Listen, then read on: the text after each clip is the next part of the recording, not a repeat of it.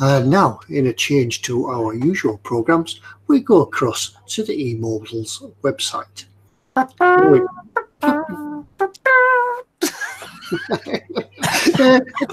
didn't work. Yeah, okay, I got halfway through the opening version music and thought, yeah, I probably shouldn't do that. I just copyright.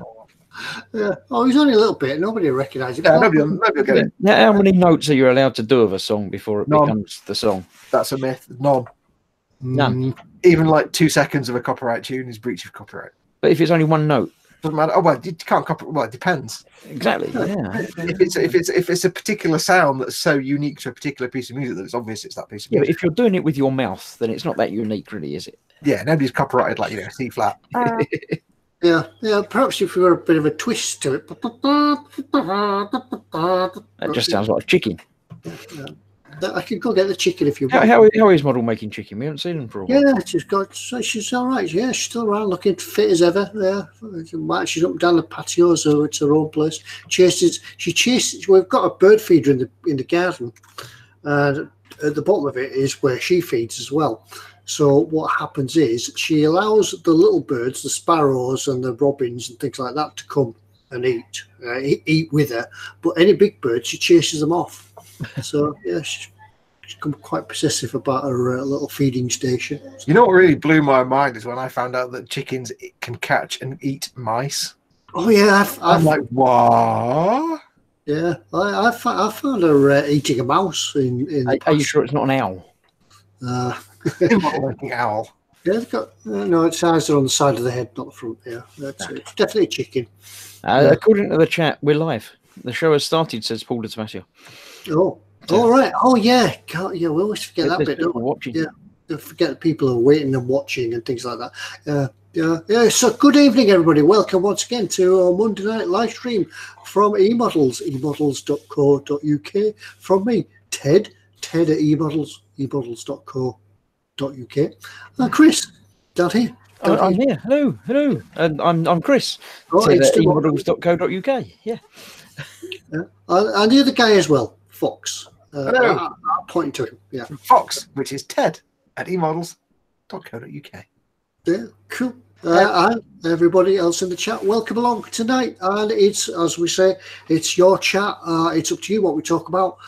We're just here to facilitate it. Whether or not we talk about modelling, we did a bit of modelling last week, didn't we? We talked about modelling last week. So did you say facilitate? Yeah, facilitate. Or did I just hear you say it wrong? Did you just say facilitate? Felicitate is just being nice, isn't it? That's just felicitations. Yeah, for your delectations and felicitations.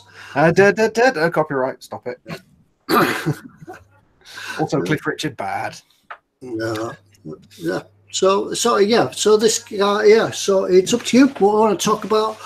If you want to talk about modelling, that's fine. We'll try and answer your questions and things like that. If you want to steer us away from modelling and talk about other things, that's entirely up to you. We're here for 2 hours while you do that. Don't forget, as always, if you want to ask us a question or do any of that chatty stuff, like Ted says, you need to be on the YouTube page to join in the live chat, the live stream chat, live chat. Sentence failed. If you're not able to see the chat, if you're watching on a mobile device or you're somewhere else where you can't see it, if you're watching on the eModels page or something like that, click the little YouTube icon that's down here somewhere in the bottom left-hand corner, and that one is to magically transport you to the YouTube page where you can join in the typey chat. And you want to be in the live chat because you might want to potentially win a mug or a sticker or something. I forgot to get the stickers. I've got my stickers are down there. Oh, yes, you need to be in the live chat to win the stickers. So. Join in the live chat. If you can't get into live chat for whatever reason, if you're on a mobile device perhaps or a tablet and you can't see it, don't panic. You can send an eModels. No, you can send an email. You can send Ted. I'll start again. If you can't access the chat, send a Ted to eModels. Send an E to Ted at Models E. Yeah, if you can't access the chat, then you can mail us Ted at eModels.co.uk. My brain is. Chris, can you take over? My brain stops. That's where you need to send things if you want to talk to us at all when we're not here. Even during the week, you can send us your messages and shout outs and things like that. Just anything, at any time, night or day. And it doesn't make my phone beep, so it doesn't wake me up in the middle of the night. It's fine. Yeah. But don't forget you can send us questions. You can also send us shout outs if you've got something special going on in your area, like a model show or you need to make up because you forgot someone's anniversary, or you're in the doghouse for some reason and you want us to send a message of love and happiness to someone, or whatever you want to do, just send us a mail and we'll potentially read it out on air. So that's it. Yeah. Now it's over to you in chat. And who is in chat tonight, by the way, Chris? Who's in chat? I'll do a quick chat roundup. My voice is much better this evening, but it won't last all night. So not the most bit while I'm here. Gargling with salt water. I've done some of that, and I've got a big bottle of water over here ready to go. So I'll keep refreshing myself as we go throughout the evening. But while I'm here and while I'm talking, I'll start. Sergeant Bones was first in, according to my chat, at least 2 hours ago, because his comment was 2 more hours. So he's been there for at least 2 hours. Yeah, there were people in chat like moments after I set up the stream, like last week. So. Yeah, I know these people haven't got lives. They're just sitting waiting for us. Next up was Colin, Festa 67's workshop, one of your mods this evening. We've got Red Leno 8, Rosnick 9000. Andrew Leary is in the living room avoiding Emmerdale, apparently. It must have finished by now. Should be all right by now.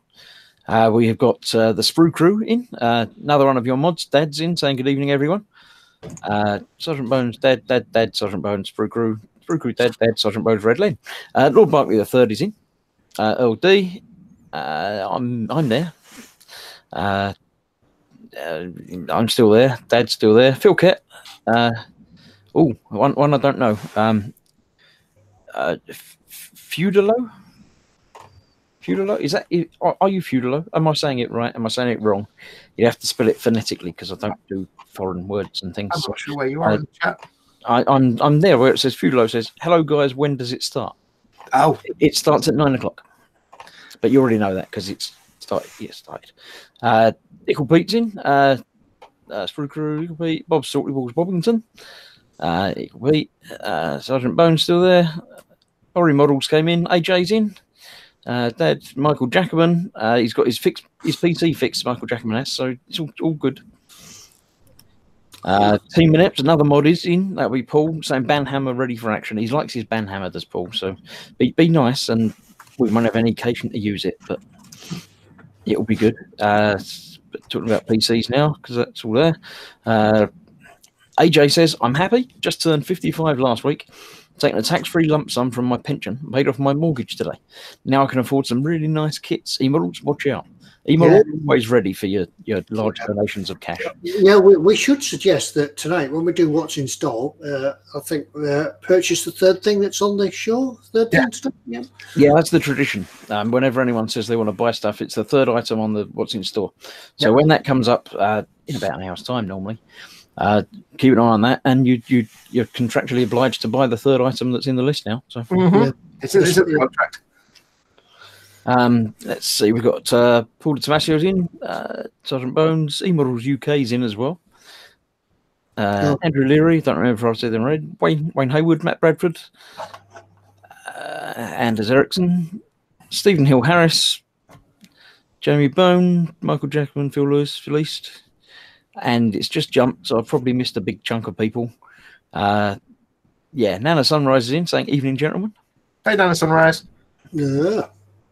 Another name that I'm going to go and have a go completely from Poland. We have Marcin Wolowicki.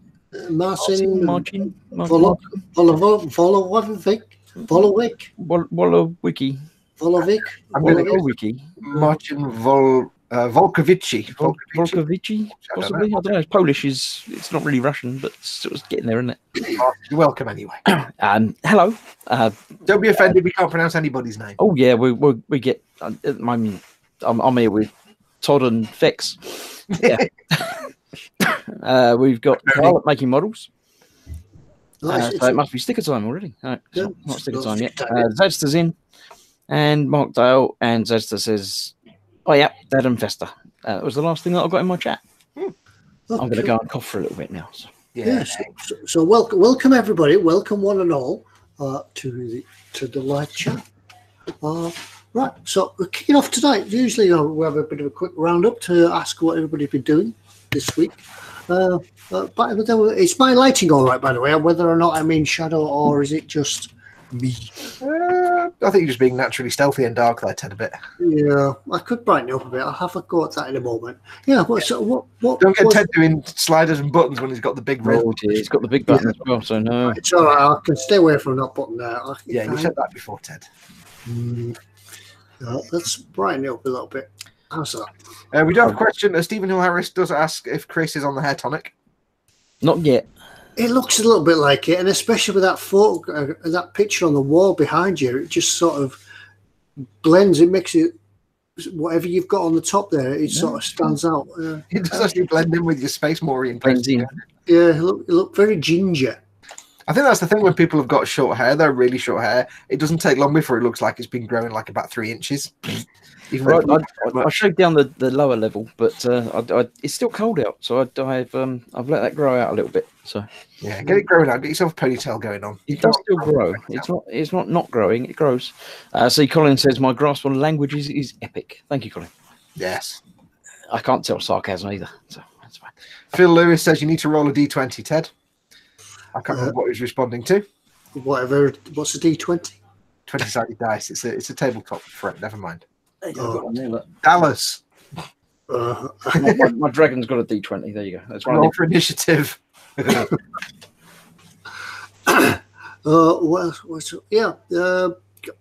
were we? Yeah, what's everybody been doing this week? What have you been doing, Fox? Have you been doing anything? I see we've got a video from you this week as well. Yes, for the first time in ages, I put a video up.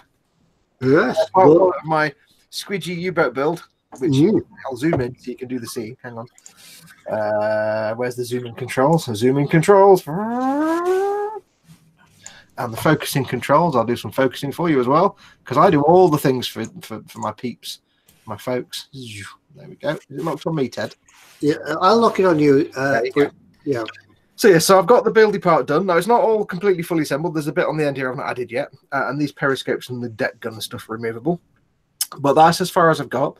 I was going to do a proper airbrush job and have it all in sub-assemblies and be all careful. And then I thought, no, Ted's doing the grown-up U-boat. I'm going to do just a quick, fun, silly sort of build of this. I've built the whole thing. I'm going to brush paint it. There's going to be no airbrush in this at all. Or where I do use an airbrush, you could also use a rattle can. So I'm going to be doing it for people that have got necessarily no airbrush at all or no airbrush experience. So I'm doing it for the beginners, just as a silly fun build. So the next one I've not finished the build yet. I've mostly assembled it because I need to do the antenna wire, which goes from the front to the back. Because I'm doing that. I have added, there's some custom bits. I've added the flagpole, the captain's flagpole. That's not part of the kit. And I've added these two little flanges on top of the tower here, one on either side.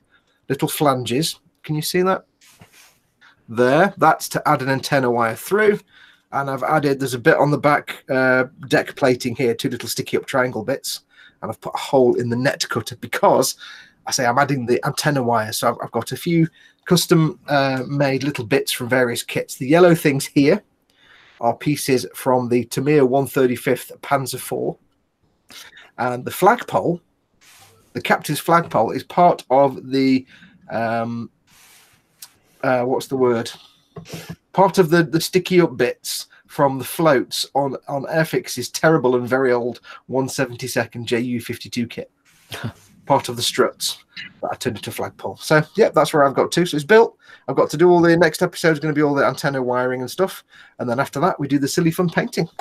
Colin at Fister 67's workshop is asking, have you lit it yet, Fox? Yeah, there's 362 LEDs in there, if I remember rightly, one for every light that would be in the real U-boat. I've also got an entire crew in there as well. Good. Yep. Good. Yep. And you obviously got to make one side clear so you can see inside it. Yeah, of course. And I'm going to do an entire. I've actually got a one because I'm basically got a 32 foot by 32 foot sea diorama. Oh, right. Part of the French coast. I've actually building the U-boat pens in. I can't remember where it was now. I'm thinking Medal of Honor front line. You raid them in the game. Water. Yeah, I can't remember. Saint Laurent's or something like that. I can't remember now. Yeah, I must say as well, during the video, you're very good on your ship non-Leclerc. Oh yeah, it's because I read a thing. Thing. Yeah, so it was all very good. Port, starboard, and deck. And, and widget and device. And pointy bit at the front. Yeah. Almost sounded as though you knew what you're talking about. Actually, yes, I've just remembered. For those who know Medal of Honor Frontline, I'm going to make a complete full-size, life-size replica of the shipyards of Lorient. There you go. That mission in the game, I'll do that, and I'll make the whole shipyard, and then when you press a button, it explodes, and so I won't do that at all, obviously. So yeah, I've decided to do a silly fun build, because Ted's doing a proper grown-up serious one. I'm just going to have fun and do a simple brush paint build. Ted's doing the proper professional how to build this U-boat when you've got mad skills. I'm just going to make mine. You've got some paint and some paint brushes. You haven't got an airbrush. Slap it on. Slap it on. Have fun. Slap it on. Yes. And Chris, have you been up to anything this week? I have. I've actually finally got back round to doing stuff again this week. Hang it back. I'll play with my zoom button as well. Shall I? It doesn't zoom in as much as Fox's for some reason, but sometimes it does. Sometimes it doesn't. Mark. Yeah, it's very strange. I have got some focusing I can do as well. Look, there you go. I put some wheels on it. On the two of them. This is the shiny metal one, as you can see. It's got the pointy bit at the front and the round bits at the bottom. When you see it from underneath like that, it's got a kind of, in the colour you've done it so far, is that C1 metalized by any chance? Yep, that's C1 over gloss black. It's got a kind of Dan Dare look to it underneath, not at the top. But from underneath, where it's all triangles and pointies and tubes and pointies. Yeah, it's definitely got a rocket type feel. I'm getting flashbacks to like the Trigon Empire and things like that. It's weird. Nobody will get that reference, but I'm getting a flashback to like the atmosphere craft in the Trigon Empire. Yeah, the panel lines came out really well because obviously the C1 you can't polish inside a very fine panel line, so they actually look really nice. I'm very happy with how they've come out. I had to prime and then assemble the undercarriage bits because some of it's really, really tiny and there's no way I was going to be able to paint that off and then install it. Yeah. So I thought I'd prime it and then put it on and then put my focus back where it should be. Gentlemen, prepare your undercarriage at all times. And then I've got to try and paint it and, C1 it again a bit more. But that's, the other one's much the same, but not painted on the top yet. So I've got to paint the undercarriage on both of them and then do the top bit with normal camo, greeny brown camo painting on that. So cool. Yeah. And that'll be done and that'll be ready to go off to eModels as well. I'm going to figure out some sort of mini diorama base, probably just a plastic card with some sort of runway painted on it, just as a quick. They're tiny. They'll get lost if you just leave them. I did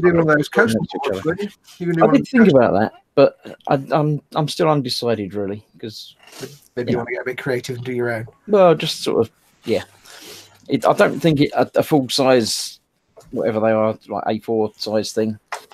I think the two little ones on that with a tiny little flame in the middle. Off. So I'm just going to do a smaller, just have the two next to each other, and So as for me, well, I can't. I'm the only one that probably can't show you what I've been doing this week, unless you put if everybody puts the coats on the back of the seat, and we'll all have a trip through to the other room, and I'll show you the submarine. But basically, the submarine's finished. All I've got to do now, I've started filming it, and I'm doing the weathering. So the submarine build is finished. It's done, dusted, and just got to do the weathering for it now. So in a week or two's time, I should be able to release or post the final video. So yeah, it just takes a bit about doing the weathering now because you've got to put one sort of set of weathering on and let it go off, then do the next bit and then film it. So it all takes a little bit of time. But yeah, I've really been knocking some work on that. Plug. We've had some comments in the chat about all these. Where are we? I just saw something. A couple of people are commenting on the word flange. Flanges. Ooh, flanges. Let's have a look. There was some discussion about your antenna wire. That's what I was looking for, yeah. Not antenna wire, it's jumping wire, says Michael Jackman. Helps the sub not get tangled when going under something. It is actually an antenna wire. It's the radio antenna wire, I think, if I remember rightly, because it has along it, I'm going to have to custom make them, isolators, because it has billions and billions of volts going through it, apparently. Not really billions. There's a bit of hyperbole going on, but there's little isolators all the way through it that isolate sections of the wire, so it's not like going from one end of the U-boat to the other, because these isolators were wooden and rope.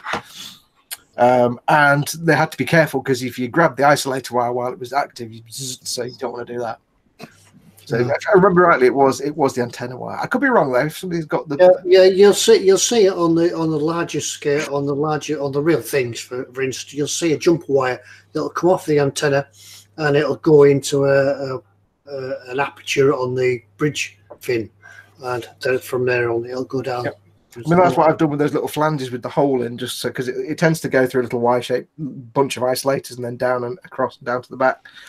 The only one thing that's missing on this little tiny model, it is absolutely beautiful, but the one thing that's missing is I might get this wrong, it's the Hochgruppengerät, I think, which is it's basically one of the sonar systems or the underwater radio apparatus. It's all the little bronze-coloured circles on the front that come out really nicely when you paint them in bronze colours, but it hasn't got them on there, which is a shame.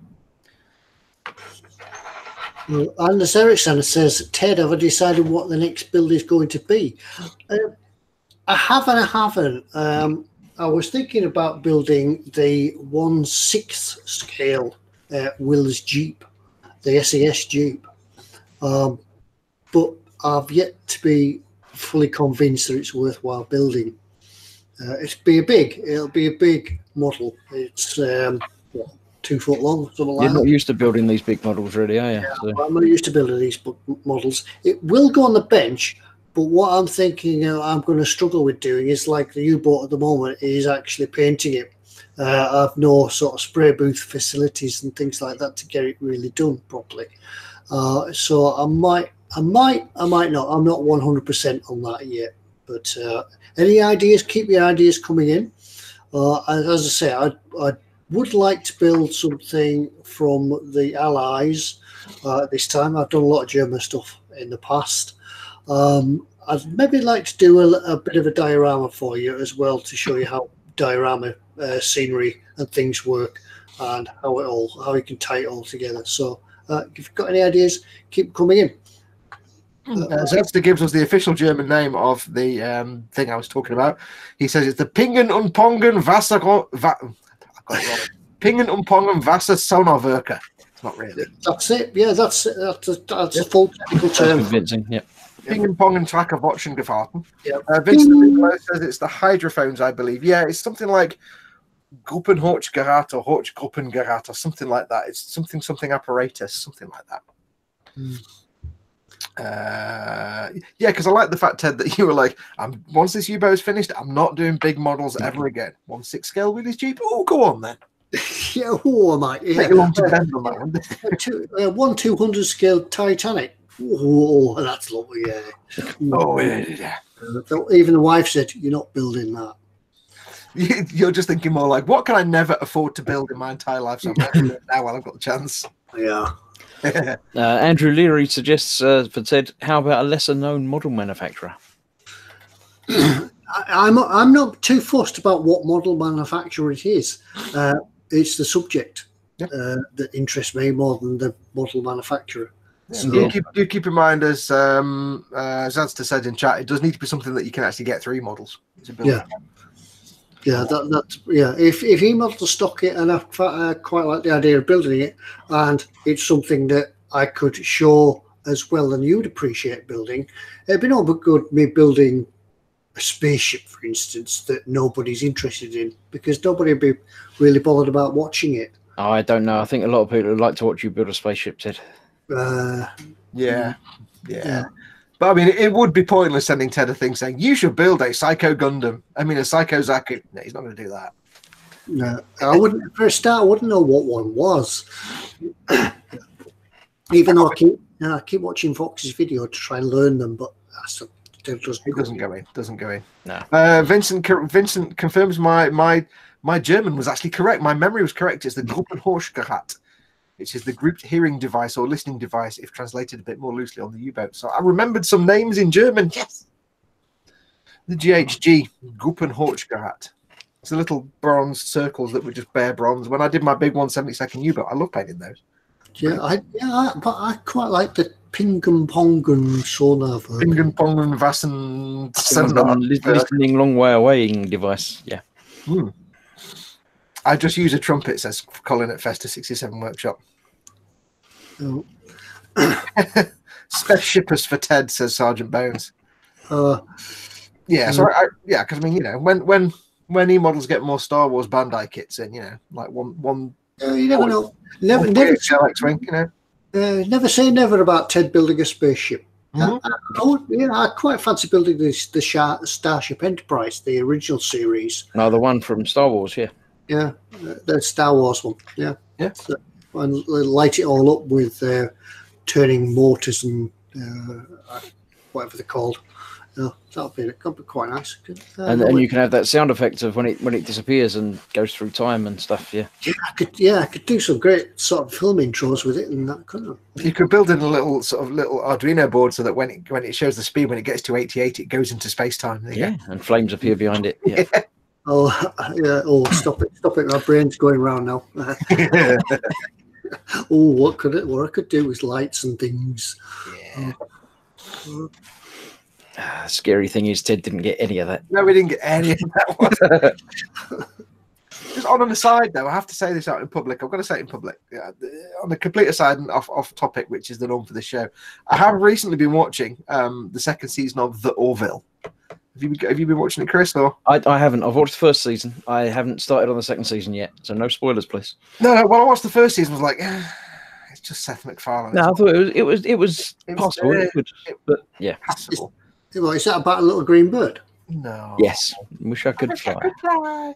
But I've got to tell you, the second season, they kind of get rid of most of the stupid slapstick comedy crap, and they just start doing what could technically pass for proper old school like DS9 episodes. Some of them, it's like, wow, that was all serious, and it could have been a DS9 episode. I'm actually quite enjoying the second series. Just like public on the record. I've watched a couple of episodes of the second season of Discovery. Yeah. And again, it's finding its feet. Yeah. It's getting there. Yeah. But yeah, The Orville, if anybody watched it, didn't like the first series at all because it was just like, it's like Family Guy in space. Yeah, the second series is much more like you're watching Next Gen or DS9. It really is. They've kind of toned the stupidness down majorly to the case. And now it's like, there was watching one last night that was kind of serious all the way through. And it was like, this would have been a good DS9 episode. Just change all the characters out. This is a DS9 episode. So this is quite good. I see Vincent there. He's on the same sort of wavelength as I am about the Starship Enterprise. Yeah, yeah. It could be a thought. It could be a thought. Yeah. It's one sci-fi series that I'm actually interested in. So Michael Jackman's been watching Sliders. The professor got killed last Friday. Spoilers! I was going to rewatch Sliders in 10, 15 years. It's probably more than that, isn't it? Yeah, and I haven't watched it since it first came out, and I was going to watch it again. I don't need to now, do I? I'm going to have to find out now. It was probably 20 years ago, 25 years ago, wasn't it, Sliders? It was when it was on telly, basically, on Sky. That's going back a long way. I don't know. Yeah, I need to check it out, but no idea what it is, says Stephen Rolfe. Stephen Rolfe says, what is The Orville? He said just before that. Seth MacFarlane, who did Family Guy, which is awful, and some other crappy art animated, which is awful, but he also directed Cosmos with what's his face?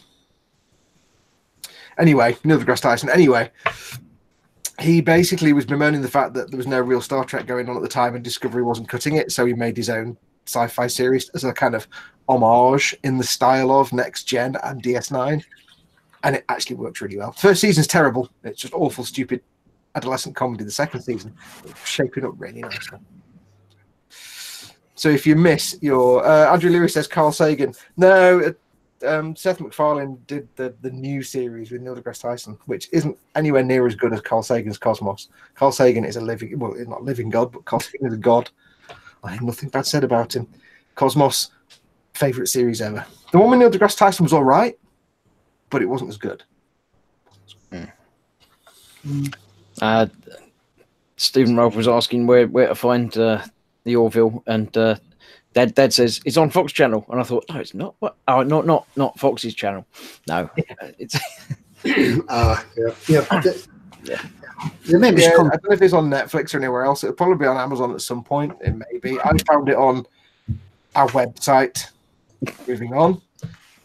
Yeah, it's on one of the Sky channels. I don't know which one, but yeah, there is no connection. I don't know what country you're in, Stephen Rolfe, so it makes it much harder to tell you what channel to look. Michael Jackman says Cosmos theme music by Vangelis. Yes, it was Alpha and Omega from Heaven and Hell. I think it was Alpha. No, it wasn't Alpha and Omega. It was from the Heaven and Hell album. It was written originally, and then they used it. It's Vangelis music in that series. The one thing they should have done when they did the new series of Cosmos was used the same. They didn't. Now, Stephen Rolfe's in Spain, so I've got even less idea as to what channel you should actually find it on. Yes. What we got? Paul DeSpacio, for no reason whatsoever, says Quantum Leap. Quandary Heap. Yes. That was my favourite TV show when I was a kid. I loved it. I want to hear what I said about it. Yeah. Space 1999 is on Forces TV this week, 10 p.m. I keep seeing it. I keep missing it. I keep going in to have a look, but I forget it's on. And then Mrs. Ted is watching other things, so I don't like to disturb her. So there you go, Ted. You should do an Eagle transporter feed at Elway. But you would have enjoyed that. Actually, you would enjoy that Eagle transporter build. You actually would enjoy that. Yeah, it's just scaffolding. Somebody's done one of those before, though. So. Yeah, but not that big. The one that you can live in. Yeah. Maybe you could build an Eagle transporter to transport the submarine to eModels. Could do. Yeah. I still don't know how you're going to fit that into your Mini, but we'll see. Yeah, it's. Have you got a roof rack? Yeah, no. Can't go down the road with a U-boat on the top. Yeah, you could go on the roof rack in a rocking chair, like Grandma Clampett on the Hillbillies. No, barely Hillbillies. Driving along going, Achtung, tauchen.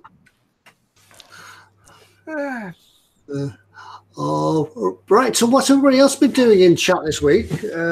What's everybody else in chat been doing this week? Yeah. Some of them have been in chat all week, I think. They just sit there and wait. Yeah, what have you guys got on your benches? What are you working on at the moment? And have you watched any interesting TV? Have you ate any interesting meals? Or have you been on any some foodstuffs? Food? Yeah, you remember like many years ago I bought a British Army 24-hour ration pack, and me and Tony were going to do a video where we both worked our way through it. That never happened in the end, and I was starving a couple of weeks ago. I was like, right, screw it, I'm open my rations and eat because I have nothing else to eat. I can confirm beef goulash was delicious, but I can also confirm that standard British Army rations oatmeal biscuits are the worst thing you can ever put in your mouth ever. They appear to be made of like really fine ground up wood chippings, PVA glue, and vomit. I ate one today and I'm like, I can't eat that. That was horrible. It took me hours to get the taste out of my mouth. I think the idea, maybe the guys from the military could tell us otherwise. I think the idea of the oatmeal biscuit is to put it in a cup and pour hot water in it, make a sort of porridge. Okay. So, they were little thin wafer things, but it was just like, it really tasted like wallpaper paint mixed with baby sick and other body fluids I don't want to know about. It was like, I can't eat that. But I tried the second one just to make sure, and it was just as gross. Maybe they're used as some sort of self-defense item, or yes, I'm going to threaten you with that. Oh, it was horrible. So if anybody is ex-army and has eaten the oatmeal biscuits from the 24-hour ration packs from the MOD, do tell me if they all taste like that, or if it was just, I mean, it was in date, it didn't run out until September this year, but it just tasted like that's also what the Tabasco sauce is for. So you can mush it up in the cup. Yes, the goulash would have benefited if I'd remember there was a little tiny bottle of Tabasco sauce in there. But I can confirm the beef goulash was very, very nice. That was very delicious.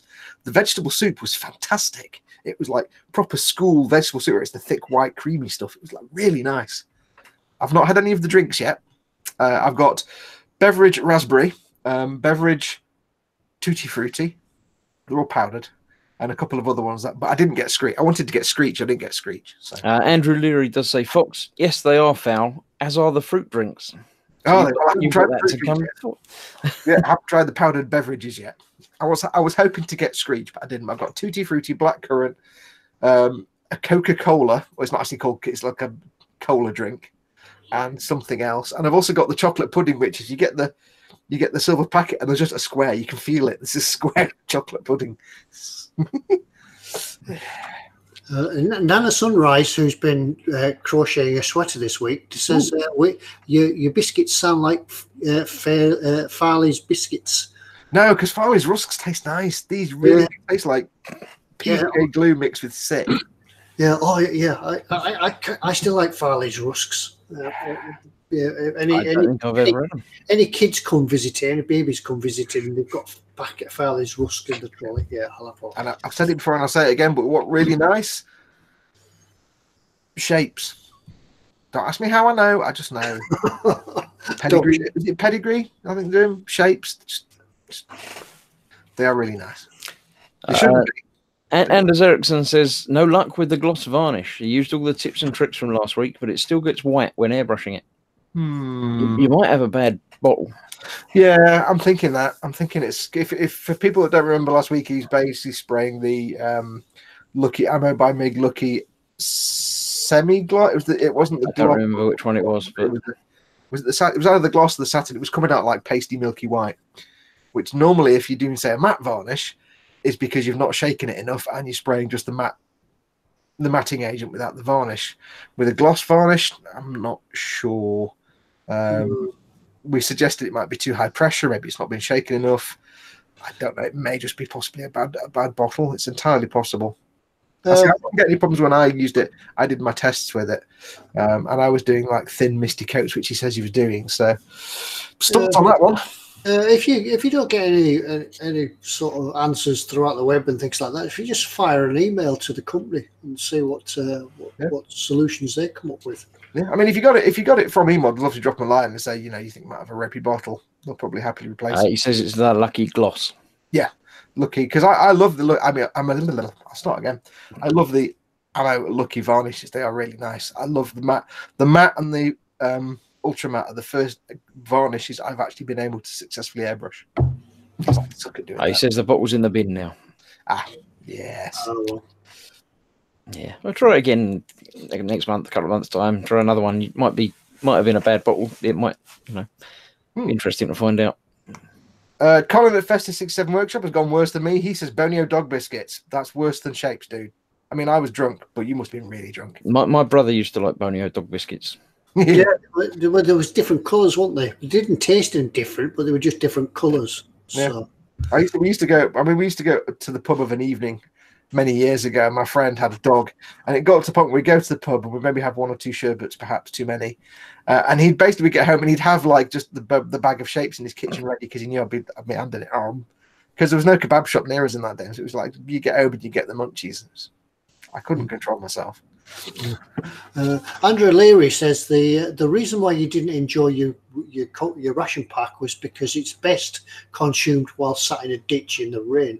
You should have dug a ditch in the garden. Yeah, see, I also had the luxury of a pan and an oven top. I didn't have like my canteen full of water. The one thing I did learn is though, the things that you get the silver pouches that the food comes in, and I assume they're designed to like slide into a standard canteen that's like that kind of shape, I guess. Because you just slide them in and because if you put them in a normal pan, you've got to scrunch them up. They're really hard to cook. So I guess British Army canteens are like that kind of wide and that long. Or the whatever you call them. Yeah, I don't think anything's changed. It's probably the same food from the Second World War. It's probably the same ration pack. Well, there is actually a questionnaire in the box. Like, what did you like? What did you not like? How can we improve? There's lots of feedback forms inside the box. It's quite. I can see that happening when you're on the front line. Where are you going, soldier? I'm just off to post this. I'll be back. I'll just find a post box and be back shortly. Yeah. Michael Jackman says, "Damn it, Fox, the wife's back now. I couldn't go to the pub for a steak, but you could probably order in a pizza." Yeah, order a pizza. Can you get a pizza with steak on it? I don't see why not. Yeah, it'd be a pizza steak, where it wouldn't be like a big whole steak put on the top. No, that wouldn't work. Get a steak pizza. Yeah, but it would be like minced bits of steak, wouldn't it? Rather than pulled steak pizza. We had some responses to what people are doing. Let's have a look. Andrew Leary is making a bright blue P51D Mustang. Kick ass. Nana Sunrise, as you said, is crocheting a sweater. Hello, Nana Sunrise. Colin Festus 67 is watching Stargate SG1. Good girl, but not during the show. Good thing to watch, but right now, you should be interested in us and only us. I love SG1 so much. Anders Ericsson is putting decals on his Tamiya BF109. Andrew Leary is watching Endeavour. Could never get into Endeavour. I don't remember Endeavour. It doesn't sound familiar. It's the Morse as a young man. Yeah, young Morse. Right, yeah. Didn't not my sort of thing. Once again, it's just running back on, trying to run back on nostalgia, isn't it? Like Heartbeat. It sounds like it should be about a boat. Yeah, that was the thing, wasn't it? That they found out in one of the second to last episode. I think his first name was Endeavour.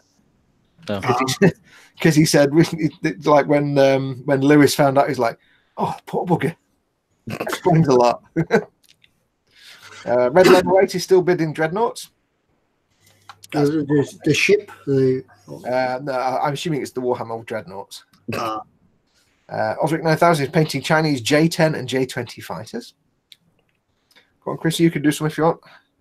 Your turn. I didn't catch where you were, actually. I've just done Osric 9000 doing his Chinese jet fighters. Yeah, I don't know where that is. That's ages ago, wasn't it? Yeah. Did you get any jam sandwiches in your pack? Just asking if you've got any left. No, other than that, I got some little mints that I gave to Mama Fox. Some tea bags, and you get the tea bags and sugar things and coffee things that you get in hotels. Little sachets, they're a bit rubbish. No. What else do we get? I got the world's best spork. Oh, it's like that big. It's a big fat spoon with sporky bit. Oh, it's brilliant. I've got it. It's in the kitchen cabinet now, in the cutlery cabinet. Does it fit in your face? Yeah. I made sure to eat my beef goulash and my soup with the spork. Because it's supposed to. It's best. Did you black your face up as well? Did you put some camouflage cream on your face and black? And Anders Ericsson does ask any suggestions on alternative gloss products.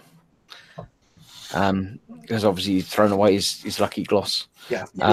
Osric 9000 suggests the Alclad Aqua Gloss. Yes, that's supposed to be very, very good. Aqua Gloss. Stephen Hill Harris also says +1 on the Alclad. I thought I saw something else about it, but I haven't now. I mean, generally, it depends what you want to do. But I was going to say, if you're looking for a proper model making gloss varnish, then yes, you want to look at like either the Ammo Lucky or the Aqua Gloss. I have used the Aqua Gloss before, and I was actually okay doing that one, but I've not had it for a while. But yeah, that's if you're making something shiny and you want it to look shiny. That's good stuff. Some people do say Pledge in the comments, but Pledge is a utility gloss coat. It's not a model making product, but I use it for like I need to do a pin wash or I need to do some decals or seal them in. It's not because I want to make something shiny. I wouldn't use Pledge for a final gloss finish. Likewise, yeah. To get back off modelling for a little while, Stephen Rolfe asks, has anyone watched Travellers? That's the one where they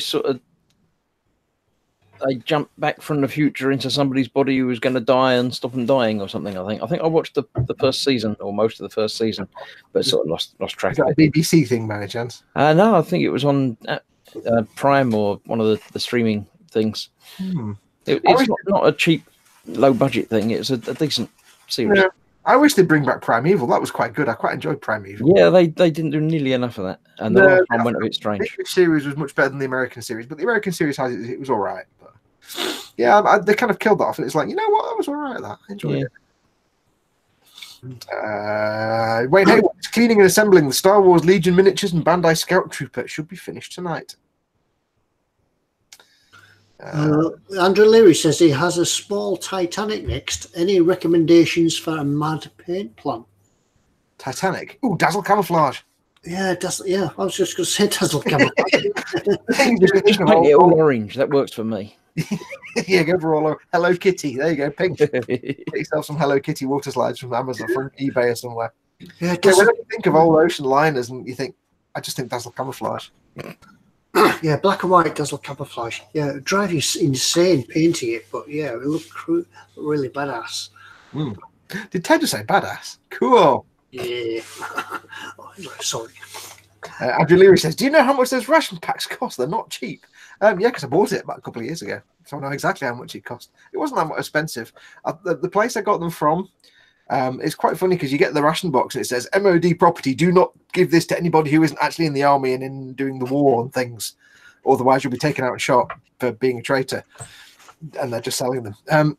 I think they sell them to like people that do hiking and stuff and outdoor pursuits. Because they're not available. They're not cheap, but hey. Yeah, I suppose it's like army uniform and army surplus. That'll just be dumped on the pile of let's get rid of this lot. Well, I think it's like a private company that makes them for the army, like outdoor something or other. I think it is. So they're just selling them on anyway, probably. It's great. So at some point, I'm going to have to ship something to somebody like a prize winner, something from one of my pages. So at some point, somebody who wins something from me is going to get a box marked MOD. Do not give this to anybody. You may be shot. Kind of cool. Jimmy Bourne asks, what's the best way to make a 124th roof rack for a 124th transit van? It's not the one you made. It's 124. I'm going to guess, Jamie, that's the Italeri 124th transit van that everybody loves so much. Everybody loves it. It's a great model. Everybody has so much fun. One of our friends is actually building it as a burger van. Is it a burger van he's doing it as? I think so. He's doing like a kind of food van. Yeah, what you could do, just use some evergreen strut, plastic strut, buy it in packs, buy it in strips. I think eModels do sell it. Yes. Just scratch build it up from that. Just maybe even take a look at the real thing. There's plenty of them out there. You'll find pictures of them on eBay and things like that, and build it from that. Just scratch build it. Yeah, because the evergreen strips, you can get little square profile strips, really thin, so they're like literally little square things, or you can get round ones and different sizes. So it's not just flat plastic card. And you can get tubes, evergreen tubes. So yeah, have a look on the eModels store. It's Evergreen is the brand. You got to think though that in that age and for that van, people were actually making them the real thing. They made it themselves. They just drill holes in the top of the van and stuck it in. So yeah, nothing's lost. Nothing will be wrong if you make it. What else? Michael Jackson says Titanic was certainly been a dazzler ship in World War One. If it had not hit the iceberg, I probably think it would have been. Was it the Queen Mary, I think, that got dazzled up? I know the Lusitania did it? No, it didn't, did it? It was a hospital ship. No. Yeah, but certainly one or two that have been commandeered for the war would have been painted. They only tried dazzle camouflage for a short time and then just realised it wasn't really that effective. So I've got to be honest and say, because I've never had an interest in maritime model making, like ships and stuff and boats. But the one thing I would be intrigued to make is not like the big ocean liners and the big sort of queens of the sea, but whenever you see like World War II footage or even World War One, and you get the kind of like the tramp steamers and the small cargo vessels where they've got like maybe like a small superstructure and one stack, and then they're just kind of long. They're usually the ones you see blowing up because the U-boats will take them out. But those kind of tramp steamers and stuff, the civilian vessels that were retconned, and they always look kind of interesting. Just the shape, the kind of, I don't know, they've always intrigued me. So I might be tempted to do something one of those one day. Yeah, am I right in saying that the dazzle camouflage wasn't so much camouflage to make it you can't see it? It was to do with making you couldn't tell how far away it was or something. Yeah, it was difficult to establish a fix on it and to tell which was the front and the back, and to tell which direction it was actually travelling in, because unlike what you see on TV when they periscope and there's a ship travelling from right to left or left to right, it could be going away, could be coming towards you. So anything that will break up the shape of that ship would be difficult for the submarine boys. You still know that there was a ship there. Yeah, you just know it's there rather than which way it's going. Or I mean, the one thing I found when I was doing a little bit of, because I did loads of U-boat research when I did my other U-boats, but I did a bit more when I was doing this little thing here. And the one thing I didn't realise that it was talking about, especially in the 7 and 7C U-boats, the periscopes weren't actually that good. They didn't see it very far. And the distance they could focus on was not a massive distance. So I suppose the idea is it's not a wide field of view, and it's only small thing, and it's not got a massive distance to view. So maybe the idea is you can't focus on stuff that's really far away, and it's just going to be this random shape, so you can't tell which is the front and the back and where all the critical bits might be. So yeah, plus as well, you're thinking that the torpedoes weren't going to run a massively great distance before they run out of steam and just sink to the bottom, so you had to be reasonably close to the enemy. So. Michael Jacobin says, Dazzle Camo used extensively in World War II on both sides. It was found to be a great defense against submarines because it was very hard to make out course and speed. Because you couldn't necessarily see which way the boat was going because you couldn't tell what was the front and what was the back, or whether you're looking at the side or... Andrew Leary says, Foxx, they did a lot of damage with rubbish optics. Yeah, they did really well with what they had. But when you see it in the movies and you see the periscopes there and they got all the range finding stuff and they got this view of a ship, it's like, it probably wasn't that good. Ostrich says Trumpeter do a couple of 13500 Liberty ships. Probably not the same sort of ships that you're thinking of, Foxx. Yeah, I'm thinking of they were kind of civilian. Yeah, you're looking at the tramp steamers and the fishing boats and things like that. Yeah, they're kind of like that kind of thing. The tramp steam is the only phrase that comes. Actually, I don't really know because I'm about. Yeah, there are a lot of them about, but not particularly in a plastic kit type form. So yeah, and I think the reason it intrigues me is because you guarantee they wouldn't be in good condition, so I'd be weathering it. Yeah. Whereas a big ocean-going cruiser like the Titanic or the Mauritania or something, it's like it holds no interest for me personally at all because it's just like doesn't float my boat. If you pardon the pun. Oh dear. What else? A lot. Quite happy tonight because there's a lot of talk about ships. Yeah, I don't know anything about them. Dazzle Camo says Speedy Q8. Dazzle Camo was used to make the ships look fabulous, darling. Fabulous. Different colours. Yeah. Wouldn't like being a shipyard painted though. You've got that blue and that black the wrong way around. Can you swap them around, please? Tiger Tank 2's joined the chat. Says greetings to all here. Welcome, Tiger Tank 2. Hello. Welcome back. Yeah, Andrew Leary says Liberty ships were the US built ships built for us prior to them coming into the war. They fell apart. What, you mean we got shoddy goods because that we didn't pay for? Who'd have thought? Who'd have thunk it?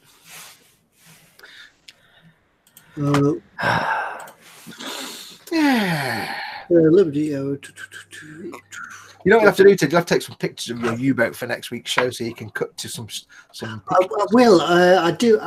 That did occur to me to do that tonight, but it wasn't until about 10 minutes after everything on that I thought I should have uploaded some pictures that I could show people. But next week, I think by the time next week comes around, I'll have done a bit more on it. I'll send a few pictures to eModels as well, so keep an eye out on the Facebook page. And we're looking towards getting it finished. So yeah, we'll get some weathering started next week. I'm doing a bit of a gunk wash on it at the moment. Wash. Then we'll start all the washes and the strinking and all the fun bits. Yeah, but been looking forward to this part. A long time coming. It's almost like a part work. I think if you got part work, you could have built. No, part works would be finished by now. There was actually a part work for us for the U-96. I think it took about 4 years. Right. Has anybody committed themselves to a part work this week? I know we spoke about it last week. Has anybody committed themselves? I have subscribed to the Terminator T800. I haven't received the second issue yet, but yeah, I sent off or did it through the internet and subscribed to it, so they shall be sending me the next issues as and when. So it'll be, but that's all. I've only got that bit left on mine. I got through all the rest out because I'm not doing it. So I've got the face bit. If you ever need a spare face plate, I've got 2 of the first issues. So. I was in WH Smith the other day, and there was part 1 and part 2 of that on the shelf, and I saw that mask thing. I thought that was pretty good. That, yeah, but I wouldn't bother with the rest of it. I'll probably. Apparently, the second issue has got some more plastic bits in it that are sort of metal. Painted, plated, whatever. So I'm not sure about the polishing of it now, because you're not going to be able to polish the plastic bits to the same level of shine. I'll have to wait till I get the issues and see. But I've got I know you're going to get plastic in it. I know you're going to get plastic in it, but I would kind of hope they didn't give you plastic of the outside parts because they were all supposed to be metal. So some bits of it are, but they don't. I mean, you get plastic kits that have got sort of chrome plating and things on it. Yeah, but it's a half size. They could afford to make it all metal. I don't know. I think it might be too heavy then. It doesn't matter. It's going on the stand. I don't know. Yeah, but I don't know. We'll see. Yes, I don't know. I shall report back in the next couple of weeks, no doubt. LD says he is making his first. You guys won't know what this means, but he's making his first seed master grade, and he's loving these frames. That's one of them Transformer things, isn't it? Take thy beak from out my heart. No, He's making his first. He's making his first gunplet from the Mobile Suit Gundam Seed Destiny franchise. Yes. Is it what you're making? Is it a strike or what is it? What is it? Tell me what it is. I need to know with words. I'll just go put the kettle on while you talk. Right? Yeah. Seed. I heard Seed and I heard Destiny, but I don't think it's the same things. Yeah, you knew what Destiny meant. You know what Destiny was, and I know what a seed is. Yeah. But then I got confused. Yeah. Stephen Rolfe says about the Terminator thing. Terminator. He says, I can't get it in Spain. Sadness. Hachette do distribute in Spain. It might eventually come out in Spain. Same with the Warhammer one came out about 6 months later, 2 or 3 months later. It might come out because they have a distribution thing in Spain. Yeah. Just prompting my memory as well that for a moment when Tiger Tank came in. Michael Jackman, if you're watching, is that what you want? I found it. Is that photo etch? Yeah. I'll get it in the post. If it's what you want, I'll get it in the post to you as soon as I get to the post office. Talking of Michael Jackman, he does say that he does say about part works. He says the wife vetoed me building the Bismarck. I found out when I was throwing the rubbish out today that because I got the first part for the Bismarck and the Terminator thing. I'm not building them. I just got the first parts. I found out that first pointy bit of the deck on the Bismarck defeats all bin bags. I'll put it in. Oh, double bag it, rip. Oh, you should have kept it. You could have kit bashed it with some. No, it's not that long. There's nothing I can. Yeah, never mind. I've got enough junk lying around. My actual bits box is like bulging out at the moment. So It could have been a wing of a spacecraft or something like that. We've only got one. Paul DeTomaso is saying the half scale Terminator is not all metal. No, I'd say I know there's a fair bit of plastic in there. So that seems disappointing in that case. Yeah. Do you have the option of cancelling your subscription? I'm sure. Oh yeah, you can cancel it any time. Yeah, but it doesn't bother me too much. LD confirms his gunplet is a dual assault shroud. Nice. Andrew Leary says his wife wants him to build a pirate ship. Any recommendations? Yeah, there's quite a few. There's one or two. There's a Black Pearl, isn't there? It depends. Excuse me. It depends what sort of ship you want to build. Do you want to build a plastic kit, or do you want to build a full ship of the line with rigging and everything else? Yeah, there's a few. I think the Revell Black Pearls from Pirates of the Caribbean out there. There's a few. Obviously, have a look through the website, but there's a few sort of classic-y kind of galleon-y type ship kits. None that spring to mind because I don't do boats, but there'll be a few on there. Or if you could find a kit of a tramp steamer, you could make them Somali pirates. Yeah, because that's the kind of boat they use. Yeah.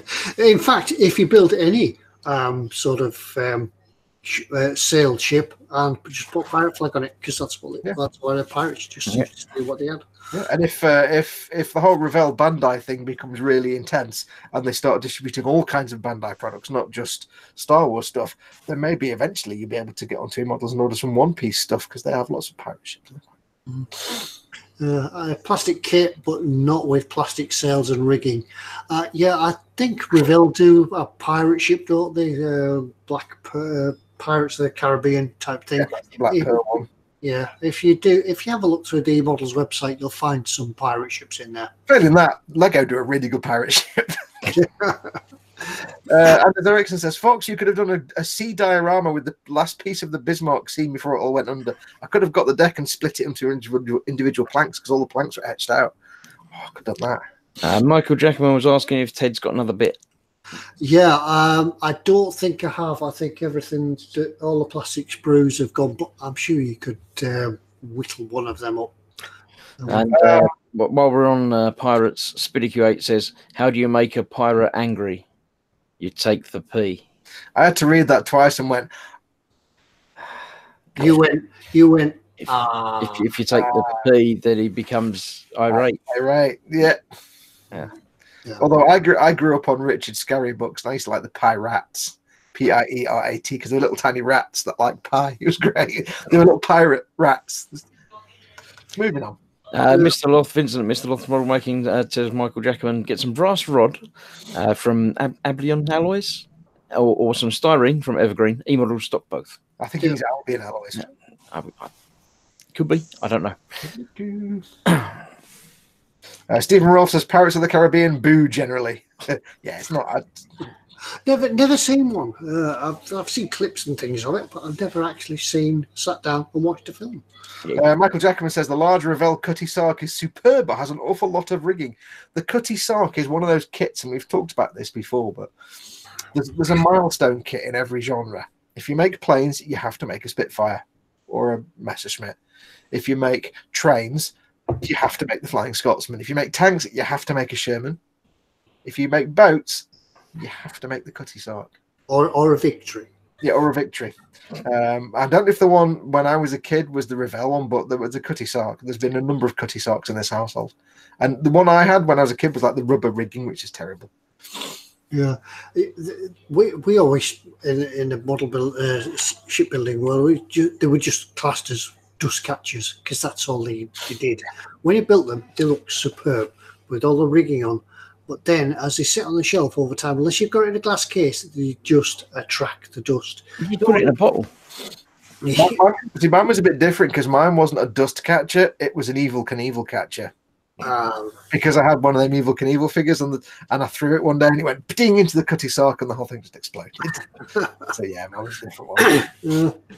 Yeah, but it's not only the surface of the ship that catches the dust, it's the rigging and everything, and it sticks to it, and all your rigging becomes hairy. And Everett Henderson asks a question. He says, have you tried Mr. Colour UV Cut Super Gloss? I haven't, but now you've just mentioned it, I might have to try it. Giving the naming style, obviously it's a Mr. Colour product. UV Cut suggests it's UV protected for your models, and Super Gloss, a gloss product. Is that a rattle can or is it not a rattle can? I'm not sure. I'm guessing it could be either with Mr. Colour. I might have to try some of that. Yeah, I know that there was always this talk in the past of various glosses going brown over time, but I think most of paints these days have got past that. There's always arguments about things that aren't UV proof and are UV proof, and a lot of conversations get quite heated and aggressive about it. And ultimately, at the end of the day, the way the universe works is that pretty much anything will yellow over time because UV radiation will break it down chemically. So it's kind of a moot point. There are varnishes that will filter out UV radiation and so on, but sometimes what you'll find is sometimes it's a varnish will yellow, sometimes a varnish won't yellow, sometimes a model can go yellow, but it's not the varnish that's gone yellow, it's the paint that might go yellow. A white model with a good varnish on it yellow because the white paint can go yellow. So it's one of those arguments. Ideally, you keep your model in the display cabinet. You don't go and put it in the front window with the sun shining in. But yeah, well, the thing is, it must be something in the paint or whatever, or the varnish itself, because I've got a model boat. I think I've showed it on here once before. It's a custom. Apparently, we're all out of focus, by the way. No, he says it's him and the gin.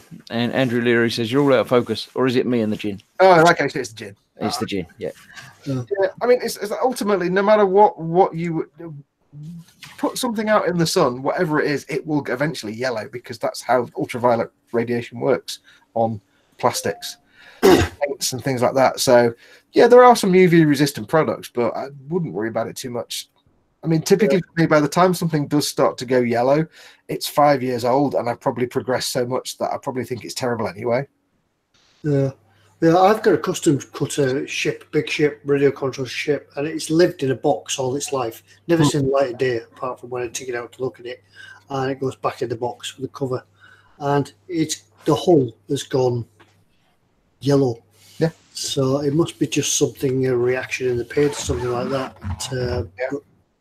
I mean, it's one of the things I do. The best way to, whatever you use, if you really worry about things like that, the best thing to do is, if you live in a country or a location where it's always really sunny and you've got a really nice open house, sunny house, get UV filters on your house windows. That will help. Yeah. Or if you've got it in a cabinet, put UV filtering on the glass, or just don't worry about it too much. As you say, it affects everything. It's UPVC double glazed doors and things like that. They'll go yellow over time. I find that my models look better when I keep them in the dark anyway. Yeah.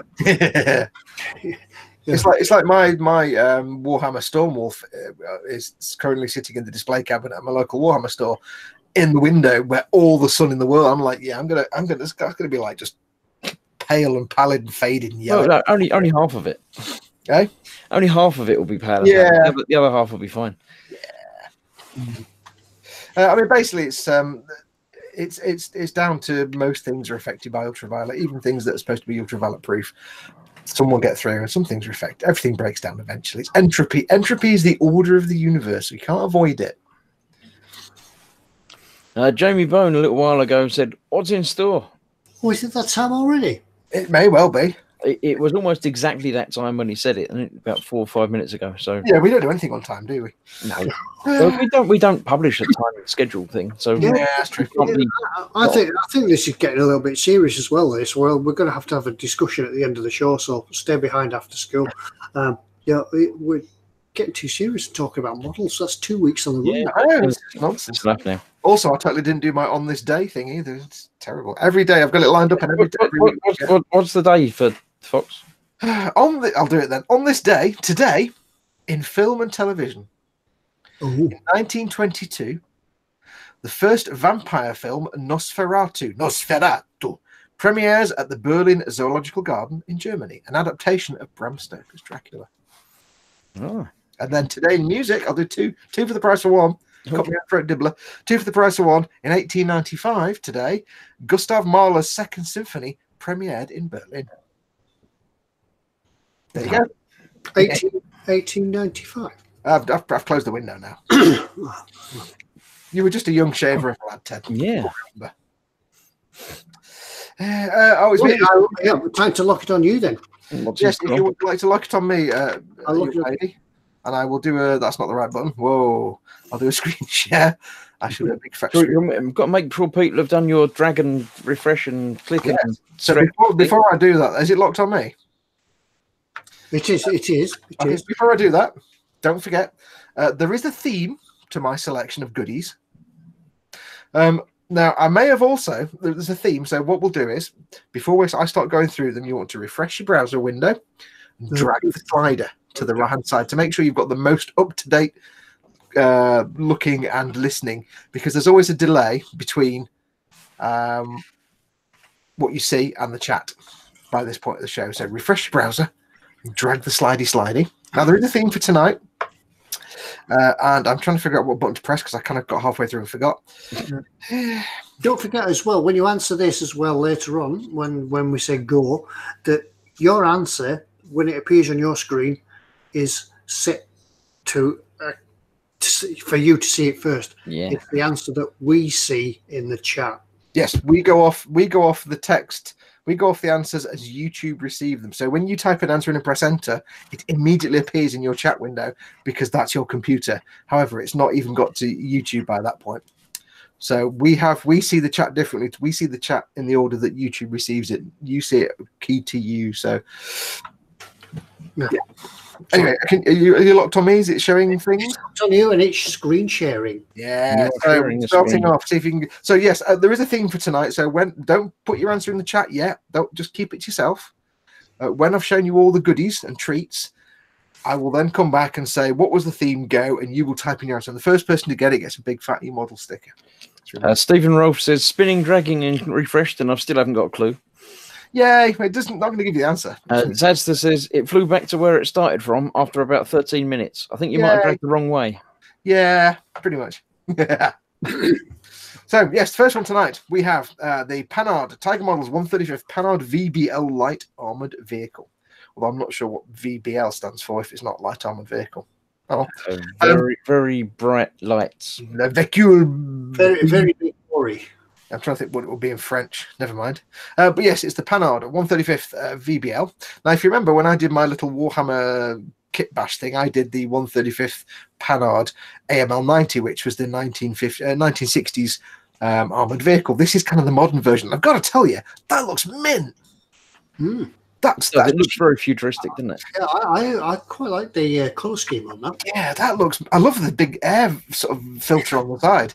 That looks like in that the last one I did made the Panhard into a Warhammer Imperial Skitter. This one would be Gene Stealers, man. This would be a Gene Stealers vehicle if I Warhammered this. I'm getting a very DeLorean vibe from it. You're getting a DeLorean, yeah. Zaz just said that VBL stands for Visible Bra Line. It's a support, vehicle. Okay. Yeah, bra line vehicle. Yeah. You seen love. Yeah. So yeah, this looks mint. This looks absolutely awesome, and it's a Tiger, so it'll be a great kit anyway. But yeah, I love that because it comes with the free gift. But I don't know if it says what the free gift is. If it's French, it'll be some cheese or something like that. The vehicle can be lifted, air transported, and dropped by a transport airplane or helicopter in long distance fighting. But yeah, if I was to make this, I'd either make it kind of Mad Max it. I wouldn't build it modern army because that's boring. I'd either Mad Max it, or I'd Warhammer it up, and it would be a Gene Stealers vehicle. So anybody that knows the Gene Stealers, you know where I'm coming from with that. Yeah, I can see a lot of opportunities for that. Yeah, could A-team it, couldn't you? Yeah, so it might be. You never know. Once I've done my Millennium Falcon, it might be I get one of these and Gene Stealer it up for you. More stuff that eModels doesn't sell. Woohoo! So that's the Tiger Models 135th Panhard VBL light armored vehicle. Gary Pashley says VBL Vehicle Blunder Liga. Let me just check. What does it mean? Vehicle Blunder Liga. I'm getting nothing from that reading at all. Who said that? You just had your cursor on it. It was just there. Let me find it. Hang on. Keep going down. There you go. Véhicule blonde légère. Véhicule blonde légère. A light lager vehicle. Yeah, légère being light, and it's what it says there, light armored vehicle, basically. So really, when you read it literally, it's the 135th Panhard light armored vehicle. Yeah, it's like the Ferrari, isn't it? Yeah, or the automatic telemachine. ATM machine. Anyway, that's that one. So it's the Tiger Models 135th Panhard. There's a clue. Light armored vehicle. Next one we have. Yeah, don't forget, if you see anything you like in what's in store tonight, slap it in your basket. Oh yeah, and we're getting closer to the third item that someone's got to buy. Yeah.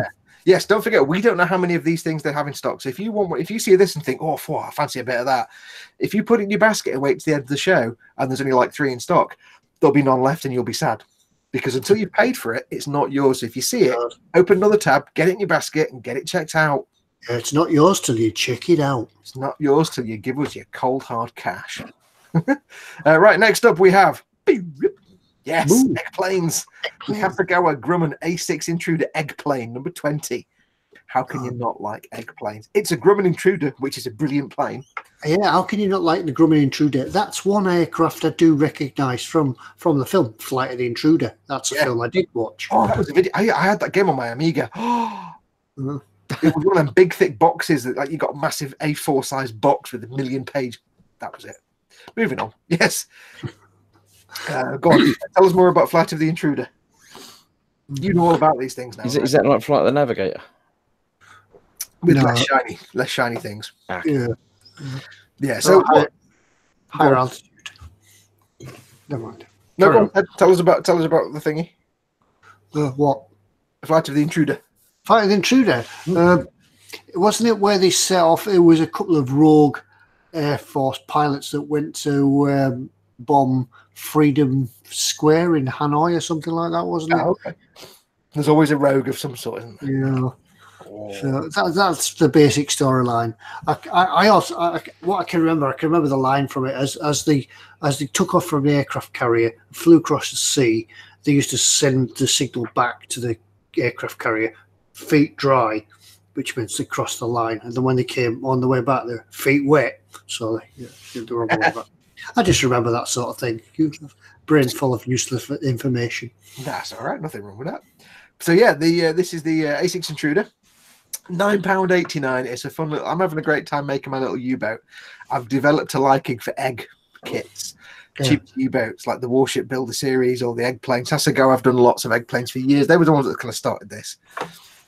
Started the egg planes. You can certainly see a shelf just dedicated to these egg planes, couldn't you? Or chibi egg plane type egg type vehicles. Yeah, they do all kinds of things from planes, fighter planes. They do space shuttles and all kinds of things. So do check them out. They're great little fun builds. They're usually not complicated, and you have a jolly good time with them. There's no description on this because there doesn't need to be. I think these egg planes from Hasegawa are glued together ones. They're not clipped together like the others, the chibi tanks and things like that. They're proper grown-up chibi kits. Yeah, these are a glue kit. Yeah, and I think they also have a pilot, at least a pilot figure ahead in the. They do. They have the one Skylar's got. It's got a strange little sort of character with it as well. Well, the funny thing is that if I remember rightly, all these like pilots they have on the front, these like sort of anime girls. We'll come to that in a minute. There's a reason, but I think they all have individual pilots, so there must be like an anime series as well or something. But anyway, so yeah, good little silly fun weekend project build. Bit of fun there for you. For a tenner, you can't go wrong. You cannot go wrong. Next up, so that's the Grumman Intruder egg plane. Next up, we have the Vallejo Panzer Aces range box. Yeah, item 3, by the way. Item 3. This is item 3. AJ, isn't it? There you go, AJ. That's what you got to spend your thingy on. Yeah, there you go. Didn't pay the mortgage. Have to worry about that. Yes, this is the entire Panzer Aces range, or not the entire range, but it's a big chunk of it. You get the nice carry case. You get the Panzer Aces magazine issue 32, which is bizarrely specific. You get 3 of Vallejo finest Torre brushes, a triangular brush number 1, number 3 a 0, and number 4 dry brush. You get 48 of the Panzer Aces paints, 16 model color paints, complementary colors to the Panzer Aces, and you get 8 varnishes, mediums, and washes. Basically, the Panzer Aces range was a range of colors to complement their game colors and air colors and the model colors that was specifically created in association with some other sort of various museums and so on to create relevant World War II tank colors. So interiors, uniforms, vehicles from all different Axis and Allies. They wanted a range of paints that could be used to try and recreate World War II tanks and tank crews, and that's what these are for. Now, regardless of that, the Vallejo paints are awesome. So if you're looking to expand your range at all, maybe you've already got the game colors or the air colors or some of the model colors, it's always worth having expanding your range of paints. And I'm always a big fan of these kind of paint collections. If I won the lottery, I'd go to like you go into a store, like you go into eModels or anywhere, and you see like a rack with all the paints for a brand on it. I'd want to buy the whole rack with all the paints. I'd have like a rack of Vallejo with all the paints, a rack of Games Workshop stuff, a rack of Tamiya stuff, but like the retail rack that you get in the store. That'd be in my studio. I'd be like, we'd like 10 of each color. Yeah. Because then I just buy that and be like, right, that's me sorted out for the next 10 years. So if I win the lottery, I'm buying those. Does it come with a case as well? Impress your friends? Yep, comes with the carry case. And of course, because they're Vallejo, they're kind of standard paint bottle size. So whether you're using Ammo by MiG or Vallejo or other colours, they all kind of use those 17mm bottles.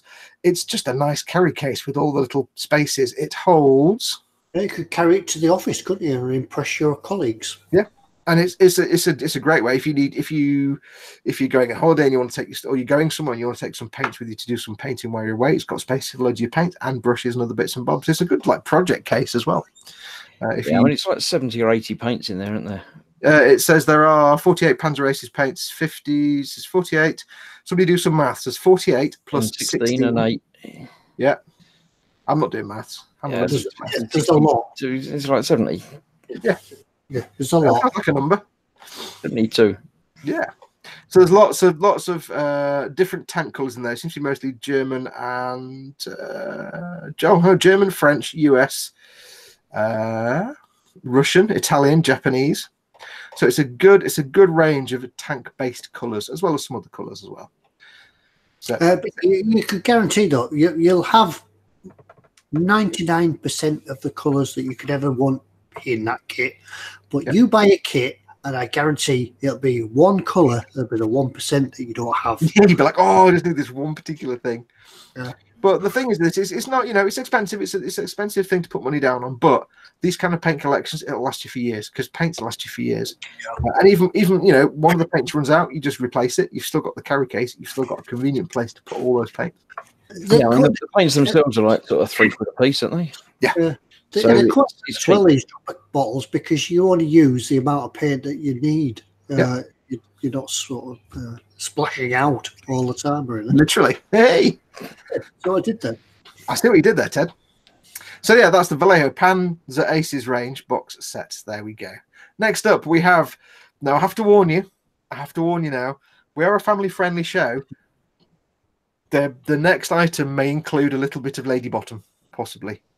Oh, so, yeah. If you shy, please. It's kind of anime Lady Bottom, but I'll just get on with it. Please avert your eyes. There we go. Now remember we did the egg plane earlier on.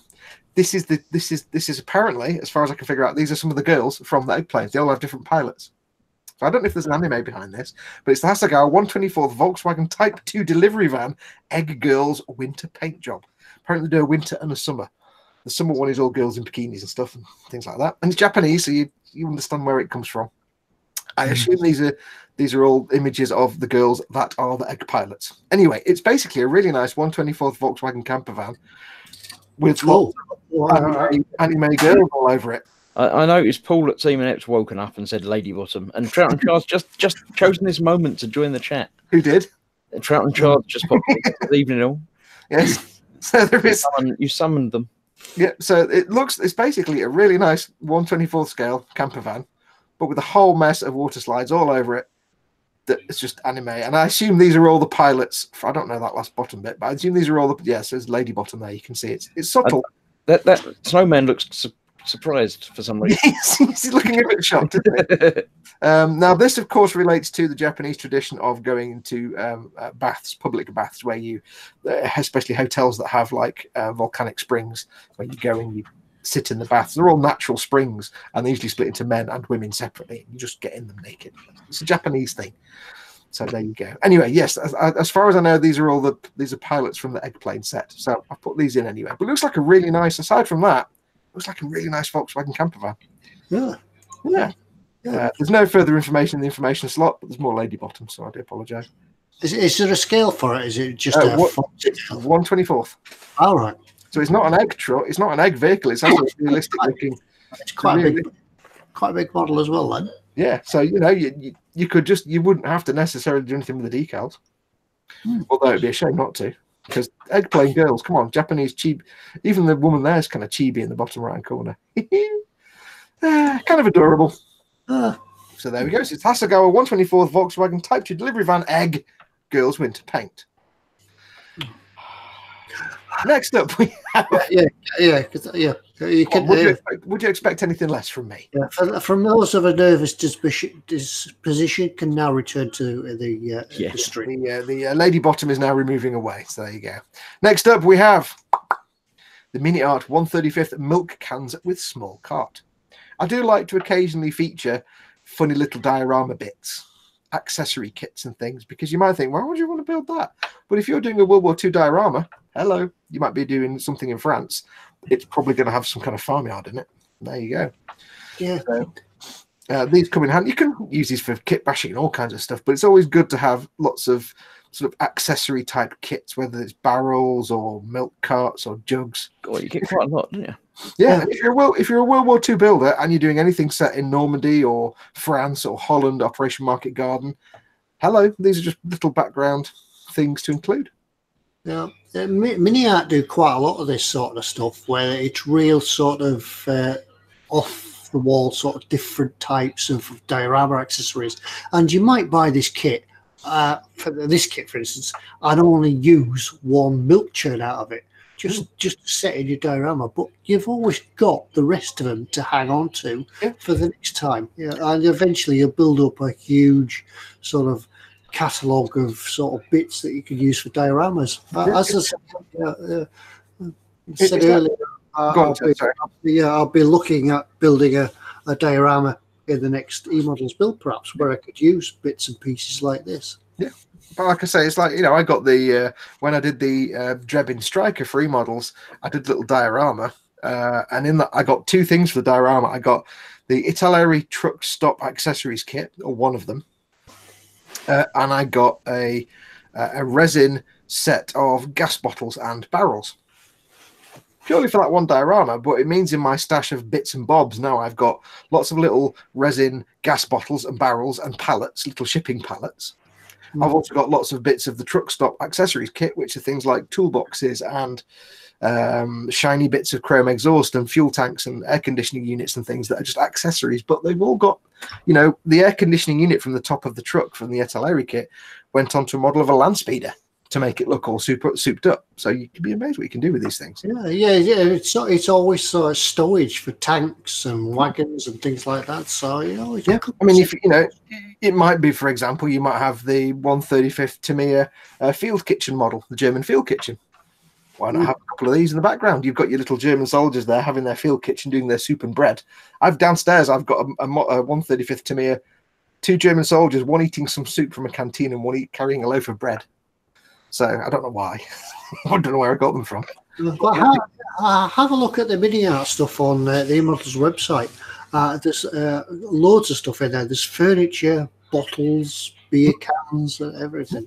And like we were saying earlier on in the show about you, there's some of the smaller, less-known manufacturers. Mini Art's one of those kind of lesser-known manufacturers that does lots of these little niche things. That's how they make their moolah. And it says it has some photo-etched parts. Highly detailed model, photo-etched parts, 12 milk cans, and one small cart. Although if I was having to carry these milk cans and I only got 2 cans in that little tiny cart, I'd be like, God, can we not have a bigger cart? Yeah, but you wouldn't be able to carry it. Your bigger cart would take more to pull it because it's only a hand cart, and it's not got animals. Dad, can we have like a horse and a proper wagon? Because this just sucks. That's 15 trips to one place to deliver one load of milk. And I'm assuming if you're getting milk, you're getting them from some sort of cow, so they could pull the cart. Some sort of cow. Well, probably. Some kind of cow apparatus. It's a bit different to nipping down to Tesco's because we're out of milk. Can you nip down to Tesco's? Oh, I'm not taking the cart again. Yeah. That's the mini 135th milk cans with a small cart. Next up, we have, and I swear to God, these are real things in stock. Okay? I swear to God. We have the Badger cake decorating with the airbrush start to finish DVD. Oh, cake decorating, yeah, right. Yes. Yeah, I wonder what to do in my downtime. Now I know. Yes. Now, I was going to make a joke here about the guy in the cover that looked like somebody, but I've forgotten who I thought he looked like, and the joke's gone now. Oh, I know. He looks, I don't know why, but I don't know why they've got Jim from Coronation Street doing some airbrushing on a cake. I don't know who that is. You remember Jim? Jim, no. No. He went to jail for 20 years. Jim, the Scottish chap, whose wife, going back to like 1980s Coronation Street. Yeah, I still don't watch Coronation Street now or in the 80s. Well, you're a southerner, so you're just rubbish anyway. So is he decorating that cake or is he weathering it? I don't know, but I can just hear Liz going, no, Jim, no, you want to drop the pressure down. No. It's spluttering. You've got spatter everywhere. And I tell you what, if my yellow paint was going up at an angle like on that cover there of that DVD, there'd be something wrong with my airbrush. But yes, this is the DVD cake decorating the airbrush start to finish. Now, I know it's a bit weird. It's pretty weird, but you have to assume there's going to be stuff in here that you're going to learn as a model maker because it's spraying things onto a cake. There's probably going to be some techniques that you're not going to use, but how do you know? It's going to teach you how to use the airbrush. So if you are learning to use airbrush, I know it's designed for cakes, but you're going to learn the same basic principles will still apply whether you're decorating your cake. Or you could buy it for your significant other who's into cake decorating, but that may mean relinquishing the use of your Badger airbrush. Yeah, or I'll tell you what though, here's another angle. What if your significant other has a thing for making cakes and you're trying to convince your significant other to let you buy an airbrush and a spray booth? This may be a leverage point. Yeah, it just become a bit of a blow though, won't it, when you're just about to spray your Tiger tank and you spray it with blue fondant icing. Oh, yeah, sounds fine to me. What if you're a model maker and somebody wants you to decorate their cake? They've done a cake of I've done a cake of a tank. I need to paint it like a tank, and you'd be like, I know exactly how to do that. I have learned from a DVD how to spray onto cakes. I can now do panzer colours and weathering for you. Yeah. Dave Cardboard asks, what do you thin jam with to get it through an airbrush? bread, and happiness. Yes, it probably wouldn't get into the airbrush. It'll just go on. Yeah. People are complaining in the chat as well. They're saying that it's Jim McDonald and he was Irish, not Scottish. Was he? Oh, that's right. Yes, I don't know why. I said Scottish. Yes, Jim McDonald. No, Jim, no. So yes, there you go. The Badger DVD cake decorating, the airbrush start to finish. Seems odd, but I tell you what, my love, we'll buy 2 Badger airbrushes. You can do your cakes and I'll do my models. How about that for a deal? And the best bit, you wouldn't need to wear a respirator, and it'd be fantastic. Yeah. That's where you would be wishing that you could get the overspray, wouldn't it? Yeah, you'd be like, oh, I've been spraying all day. Instead of being, I'm spraying all day and I've got a headache, you'd be, I'm spraying all day and I've put on 3.5 stone. Yeah, I've got a sugar rush. He's on the ceiling again. Can you bring him down there? So there we go. Cake decorating with the airbrush start to finish. Then we have, and I've excelled myself now because you remember how I once did the human tooth? This is beyond the human tooth. This is beyond. This is quite possibly the best item ever chosen for what's in store. Yeah, this is beyond. This is beyond half a horse because and again, I don't know whether like Pete may ordered something by mistake and got a lot of cake making stuff. I don't know whether there was a plan at some point. I have no idea. But we have edible glue. Yes, indeed, we have edible glue. Magic Colors edible glue.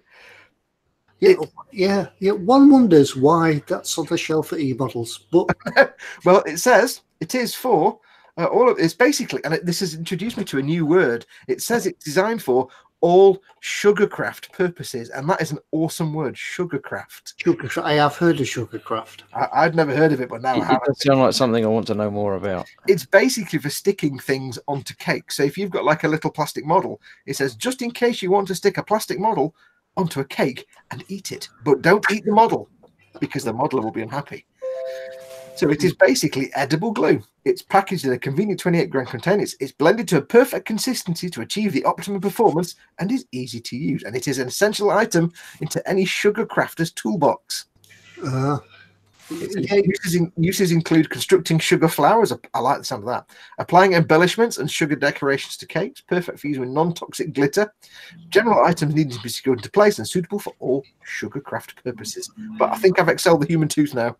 Yeah, so are you quite happy to reposition whatever you stick down because you can lick it off and start again? I'm thinking my next visit to eModels might involve tracking down one of these on the shelf and testing. I tell you what, now I've got to tell you based on what I was searching for tonight. I actually want to know how much of the cake making stuff they've got. Because I get the feeling that at some point there was some sort of plan to branch out, or there was some sort of order that went a bit wrong or something, and they got a load of cake making stuff. And I think it's brilliant. That's what's behind that big wooden padlock door. We don't go in there. That's the cake storage area. That particular order. The one with a huge padlock on it and the big bolt. You don't go in there. What's it? It might have been like him from the early days when Pete was dead eager and ordered all kinds of things. So yes, edible glue. There you go. So yes, magic colours. Yeah. Yes. Now, last but not least, if you've been struggling, this might give you the idea. But last but not least, we have the Special Hobby 148th Vought V173 Flying Pancake / Flapjack number 48121. Look at that. Yeah. Fabulous. Experimental planes for the win. Yeah. I'm all for experimental planes, but what was somebody on when they came up with that? Can you imagine the street cred of a pilot in that? I know. It's like back in 1949, you can see the engineer says, I've invented this. And the general was like, are you on crack? And what's worse is they painted it bright yellow. I know. There's just no sense to that vehicle at all. It makes no visual, aesthetic, or aeronautical sense whatsoever. So there's two pilots in a bar, and hey, bud, I fly the Flying Fortress. What do you fly? Yeah. Pancake. But he says it's one of the most interesting designs of the World War II. I love that. Of the World War II. That's what it says. Came from this is a translation, obviously. Significant US designer Charles H. Zimmerman. They had basically unorthodox machine have very good flying characteristics. Moreover, this machine possesses, and then there the story ends. To find out more, you have to get yourself the Special Hobby 148 Vought V173 Flying Pancake / Flapjack. Yeah, Lord Barclay says, does it loop the loop or just slip over? Yeah. Is it like breaking news. What's up? I've just been informed that I have some edible glue downstairs. Do you? Apparently so. My daughter does make some cakes on occasion. And apparently she has some edible glue in. Therefore, we demand a live test. Yes, we want to understand how edible glue works and what it tastes like. I might not be able to talk afterwards. I might stick my mouth together. Would she benefit from the how to airbrush cakes video? No. Because she'd have to use your airbrush and that wouldn't happen. Yes. I'm not going to beat the edible glue now, am I, basically? So there's the last one anyway. The V173 Flying Pancake / Flapjack. I don't know why they say flapjack, because it looks nothing like a brown square. At least that's the flapjacks we used to get at school. So there you go. That is the selection of goodness for tonight. Remember, like we said, we don't know how many of all of these are in stock. So I know all of you now want to go out and buy the edible glue because it's edible and you want to try it. Yeah, there'll be a sudden rush on edible glue. So slap it. I can imagine if Pete Mate's not been watching tonight, he'll get in the morning and be like, what the hell? Sold like 300 bottles of edible glue. What's going on? and 20 DVDs about how to spray cakes. What? There'll be 200 modelers high on sugar for the rest of the week. There'll be queues outside. People walking and say, Pete, you got any of that edible glue, mate? Have you got some of that? You know what I'm talking about? The special stuff, the special the magic colours. Magic stuff. Yeah. So if you fancy any of the stuff that we're showing you tonight, remember, get it in your basket. Don't hang around because we don't know how many they've got. And if you sit there for 20 minutes, somebody else will have gone and bought it. And they will take out of your basket if they pay for it first. Have it in your basket, make it yours. You could take this to Telford, couldn't you? Keep it in your pocket. Hey, have you seen what I've got? Yeah. Well, do you want to have a look? Yeah. Or you distill it into a totally different bottle and scare someone witless by just drinking extra thin. Licking the brush on you to me you're extra thin. Work it with a nice point. Anyway, let me stop screen sharing because we've done the gags now. There we are. Let me just. So there you go. That's all the stuff that's in store. So remember, there was a really, really thinly veiled, and I mean very thinly veiled theme. If you think you know what the theme is, type it in the chat now.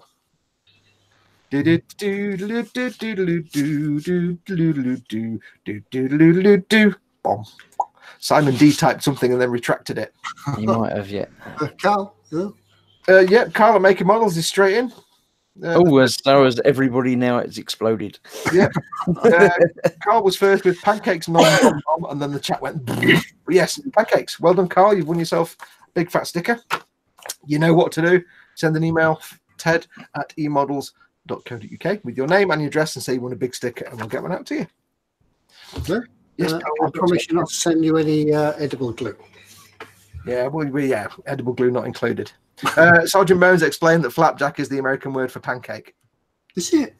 See, when I was a kid, flapjack is a big, thick thing like that. It's a big, nutty type. Then again, when I was a school kid at school, having school dinners, hash browns was something completely different as well. They were little potato things that you could eat. So, yeah. With school dinners, anything you could eat. Stephen Rolfe says, what the actual? So, no idea. I'm a bit rubbish at this. Oh dear, he says, I spun, I dragged and refreshed and just fell over. No more beer for me. Yeah, sometimes it's very tenuous. It was like they had the word pan or cake, or I put eggs and milk in there just in case. So well done to everybody. Thank you to everyone that took part in that, and well done to Carl. Cake baking, says Osric. Yeah. The things you can find on eModels website if you just search for it. I don't know how Foxx came across it, but I literally did a search. I did 3 searches. The first thing I searched was for pancake. Then I just searched for pan, and then I just searched for cake, and then the last of all, I did a quick search for milk. Where did the edible glue come in? Was that did you not search for edible or something, or? No, I didn't search for edible. It came up on the cake or something, did it? Because it mentioned about cake in the descriptions. I was quite surprised when that cake making. I did search for egg as well. Yeah. Yeah, I bet I was quite surprised when that cake making demonstration came up. Gemma Williams says, Andrew Leary, imagine a bag of sweets hovering over a cake with the sweets falling down to the cake. It has a clear tube to hold it up.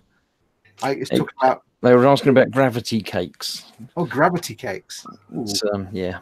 And Andrew Lewis says, "Stop! I'm hungry now." I like the sound of a gravity cake. This sounds very sci-fi. Well, it's like a normal cake, but there's like a clear tube that sticks in the cake and comes up, and then you've got like the bag of sweets on it. Yeah. And you stick the sweets themselves to the tube to hide the tube. So it's the same principle of making like a waterfall in the diorama. It's like the waterfall with a tap at the top that's just got the water coming out the tap, but with cake. See, as soon as you said gravity cake, my brain, being a Star Trek fan, said cellular peptide cake with mint frosting. Yes. No. I'm thinking of chocolate brownies hovering. Oh yeah. So, I have to say there, Chris, just for a brief second, your screen went a bit fuzzy and you look the spitting image of Rodney McKay. Because you got the black jacket on, the bit of Stargate Atlantis going on there. Santa says, "Welcome to ecakes.co.uk." Yes, WWK Scale Plastic Models is in. Says, "Hey folks, how's everyone? You've just missed the most stupid what's in store ever. It includes edible glue." Next week we'll have a live tasting of edible glue. Yes. Chris, if I get a text tomorrow saying your eModels order is shipped, and I'm like, wait, what? Because what the viewers don't know is that every now and then we'll say to, we might say on the show, we'll say we've run out of stickers. Pete, mate, send us some more. And like a day or two later, we'll get a text message saying your eModel order has shipped, and we're like, oh, I haven't ordered anything. Oh, stickers. Yeah. if we get a ping in the next couple of days, I'm like, oh god, Edible glue. Yeah. I'm sure edible means not toxic, not necessarily you want to sit and drink the whole lot. This isn't going to kill you, but it might pick you a bit high. Yeah. Gary Pashley says, "Well, I don't know about pancakes, but this cheeky late night bowl of homemade chili is going down well. I blame Foxx and all this food talk." Hungry now. Paul Horner says, "Give me an idea now, but will cochineal airbrush? I've got no red paint left." Oh, I don't know what that is. Isn't that a dye made out of insect, ground up insect shell? Isn't all red dye made out of insects, or used to be? Could be. Yeah, it's a ground shell. It's a ground up shells, isn't it? Cochineal. Stephen Rolfe says, "Gravity cakes will always go down. Your gullet." 10 points. Michael Jackman's going. He's very tired. He's going to turn in. Yep. I'll send you that aerial when I can get to the post office, and it should be very soon, hopefully. Thanks for coming in, Michael. Yep. Okay. Right now. Right. Well, that was what's in store. Should we give some nonsense away, Ted? Yeah, we've got some stickers to give away, haven't we? Yeah. Are we doing the same 2-for-1 that we normally do? Yeah. That's it. Yeah, we'll do that. Normal one. So we've broken with tradition. What we're doing is just one sticker giveaway now, but you'll win both. You'll win one big and one little if you win. So. Yeah. It saves the confusion of the emails and everything else. Confusion? Is that a song? I don't know. I'm making it up. Yeah. Right. Let's have a look. See if there's any questions that have come in. We had some. Yeah, I think came in. Ted's reading emails. It's all gone quiet. Yeah. Right. Yeah. I can't do two things at once. Yeah. It's a question for a mug and sticker from Stephen Hill Harris. Ooh. His question tonight that might need a Google. Okay. So this is for 2 stickers, and you can Google whatever you want. But after we say go, it's fast. It's fast as finger, really. Prepare your Google foo. Yeah, you better load Google up because you might need this. He says, here's a question that might need a Google. The question is, the Brits have a postcode and the Yanks have a zip code. What does a zip stand for? Go. Mm-hmm. Well, so unless you're American, you might know this. Yeah, you won't need to Google that at all, will you? And if you're not, you might need to Google it. Or if you're Vincent from Mr. Lowe's Model Making, because he has facts about everything. Oh. He's basically data. 100mm tube of justice says, "Well, I prefer waffles." That's a brilliant name. 100mm tube of justice. Phil Kett is the winner there. It's that one. ZIP means Zone Improvement Plan. Well done, Phil.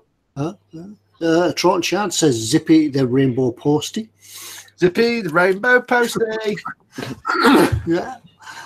Z in Post. What's that, Zip? You've got some mail for me. Never mind. Yeah, well done, Phil. Send the mail to Ted. I need to send Foxx out then. Ted at eModels.co.uk with your name and address and tell him you won the 2 stickers. We'll get them out to you. Yeah. Other things will be coming out to you in the following days. We'll keep that up. At some point, sometime in the future. Yes. Right. Yeah, another one. Stephen sent. Just checking. Sent a question in. Yeah, question for Mug now. We'll use another one from Stephen as well because he sent 2. Well done. Indeed, yeah. The easier one that isn't any easier. Yeah. And if you still got Google, it might be worth keeping it open. Yeah, whenever Stephen says this is a slightly easier question, you know it's just as hard as the last one. If you know the answer. The question for a mug, the version 2 mug. Yeah, I can't see that. It's good. Everything tastes better out of an eModels mug, especially paint water. If you fill it with other eModels mugs, they taste fantastic. Is that cheating? If got water in one and gin and orange in the other. Yeah, that's not one. No, that's just orange. Yeah. I ran out of Robinson's purple, so I'm having to drink orange, and I can't stand orange juice, but this is actually quite nice. Other fruit juices are available. Yeah, shouldn't you get it in a little square tub like you had in the pictures? The Kyoto. Well, that's the other thing we got in the ration pack I haven't tried yet. The fruit juice in a bag. Oh, right. Yeah. Next week. Yeah, it's better when there was Kyoto. Remember the little plastic? Oh, yeah. Square plastic. No, this thing's like that. It's like that big, and it's just a little bag. And it's like gone. I've not tried it yet. Sergeant Bones already answered. Says Dunkelgelb, 42 Broon sauce, Worcester, and a pot pie. The correct answer was cheese and onion. Fail. Anyway, he said this question is an easy one, and the question is: who was the last U.S. president before Donald Trump that never held elected public office? Go. Who was the last U.S. president before Donald Trump that never held elected public office? So they were never a senator or a congressman or anything like that. No, just a businessman. Trump, wasn't he? Yep. Doodaloo. Me mum says Sergeant Bones. Reagan says Phil East. Reagan. No, he was. Well, I'm not going to answer the question. George Washington says Red Len. No. Morgan Freeman. Morgan Freeman. Phil Kett again. Phil Kett again. Phil Kett again. Oh well done. Yeah, the answer was Dwight D. Eisenhower. Phil, I'm just waiting for the. Before you mail us about the stickers, just add and our mug. Oh no, send us a separate one for the mug because we get the guys at eModels to send you the mug and we send you out the stickers. Oh, in fact, yeah, just do one. We'll get them to send them a sticker. Yeah, we'll get them to send you all of them at the same time, thinking logically. Yeah, I'm just checking whether Phil Kett is American actually. No, he's not. Is he not? No, I've got to send him a Master Grade Gundam, so I know he's not American. Oh, well done. Yeah, well, that was either a very good very quick Google, must have a good download speed. Yeah, the Google foo is strong with that one. Yeah, good, cool, good. Now before we finish tonight, we have another giveaway, don't we? We have.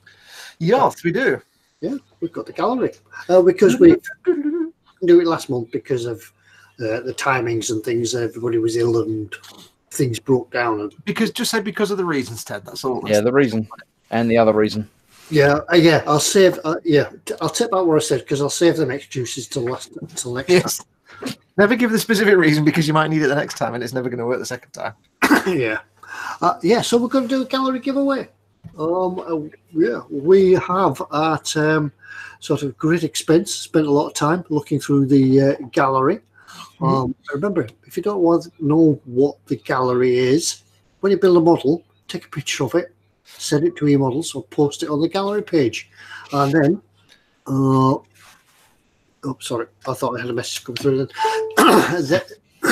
And then, if you get a 5-star review, it's eligible to be looked at by us and considered whether it's a worthy winner for the gallery for that particular month. Yeah. Don't forget, it's eModels.co.uk/galleries where you can see pictures that people have uploaded.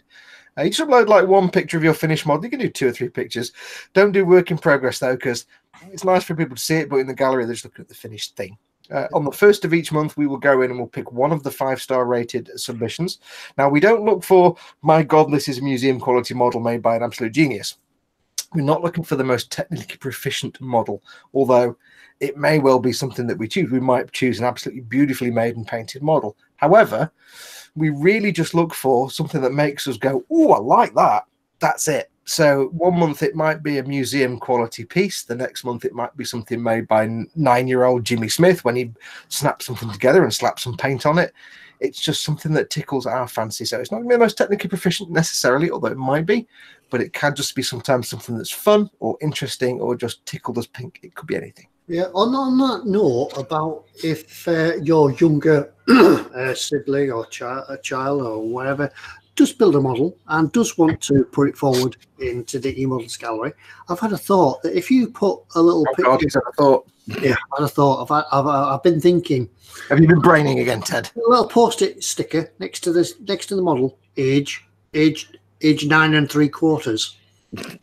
Yeah, and then we could probably consider it as a child, as a beginner has built it. It totally wouldn't. It totally won't influence the judges at all. Apart from it would totally influence the judges. Yeah, yeah. We might ask for proof that it was actually made by little Jimmy at 9 3/4. Having said that, though, don't underestimate, because I went into my local Warhammer store one week and they're running a competition, and I gave my opinion on the best painted miniature on the table, and the one that won was this museum quality, proper heavy metal painted Space Marine, done by a 9-year-old. No. And I was like, I quit. He said, yes, you've only been doing it for 6 months. I'm like, no. So if the modeler is under 16, try and include a little post-it note just next to the picture to say how old the person is. Yeah, if they're under 18, because then we won't send them alcohol. Yeah. Zedster says, we're sorry, but we cannot return any photos you send. Yes. Send your entries to Pebble Mill, BBC Television Centre, London W12. A QT. QT. Oh. Yeah, so each month, on the first of each month, unless we totally forget or other things take precedent, we will pull a winner. Now, we don't know what the prize is because we haven't arranged it with the guys at eModels, because we kind of forgot. So whoever wins will get an awesome prize of some sort. That's as much as we can say. We don't always get given the prize in advance by the guys. They like to just surprise the builder. They usually try and pick a prize based on what we've selected as well. So there's no point in saying the prize this week will be a tank and then we go and pick a boat, because the person that makes boat might not want to make a tank. So we kind of leave it open-ended sometimes. So we don't know what the prize is necessarily. Mm-hmm. Yeah. So shall we go along and show what we consider? Let's go along live to the gallery. Yeah, press some buttons, Ted. Right, I'll press some buttons, and the big red one. No, not the big red one. Right, just right. That's that button there. Sure. That button there, and I'll. Now you wrote all the winners' names down and stuff, didn't you, Ted? Yeah, I did. I wrote all the stuff down. Good girl, because I haven't got it open anymore. This is a picture of what we considered to be this month's winner. It's a picture of I think it's Mobius. Yes, it is Mobius 1/8 Grim Reaper. The Grim Reaper. He does look quite grim. Yes. Just entitled The Grim Reaper. Now, I know not from experience, but I have watched Dr. Faust build and paint this kit, and I know it's a pig of a kit sometimes for seam lines and the egg timer and stuff like that. The sand clock, what you want to call it. What's it called? Not the egg timer, the sand timer. Sand timer, the sand clock. It was a sand clock. And there are some issues, and I think the headstones are actually custom made as well. I think the book and the headstones may not be part of the kit. I'm not sure. Oh. It may be originally scratch built. Yeah. Well, what I liked about this, people often ask about weathering black and doing highlights on black, and I think the modeler in this case has sort of conquered that because you can see the falls, the difference in the variations of the tones and everything else in black. So. Yeah. It's not clear whether they've started from black and worked their way up, which is a really tough way of doing it and never recommended, or whether they've started from a dark or a light grey and worked their way down into the recesses. Either way, it comes out beautifully. I mean, the easiest way is to start with greys and get darker, not start dark and get lighter. But yeah, plus as well, if the headstones and that are separate to the kit, I don't know. I've never seen the kit. I don't know what's in the box, but the headstones look quite realistic with the gold on the marble and things like that. Yeah, that black marble one looks fantastic. Yeah, it's just so well done. Yeah, there's been a few comments Phil Kett says, nearly had a heart attack there. There's one of those by me in the gallery as well. Oh, God, imagine that. Paul Horner makes us realise that me and Chris really have rich brains by saying hourglass, not sand clock. What is it? Sand timer. Hourglass, dear girl. So I'll stop sharing now. I'll come back to you. Andrew Leary says, where's Binky? True. Ted won't get that reference. No, it's all right. Oh. Really should. 100mm tube of justice explains his name by saying, lol, I'm a former US Army field artillery gunner. Do we need to talk louder? I just thought of a name. Anyway, sorry, yes. So, Ted, who was the winner then? Right, the winner is... I should just get my... Police notebook. The winner is Mrs. Jane Pennington, who was reporting loss of a handbag. Oh, sorry, wrong page.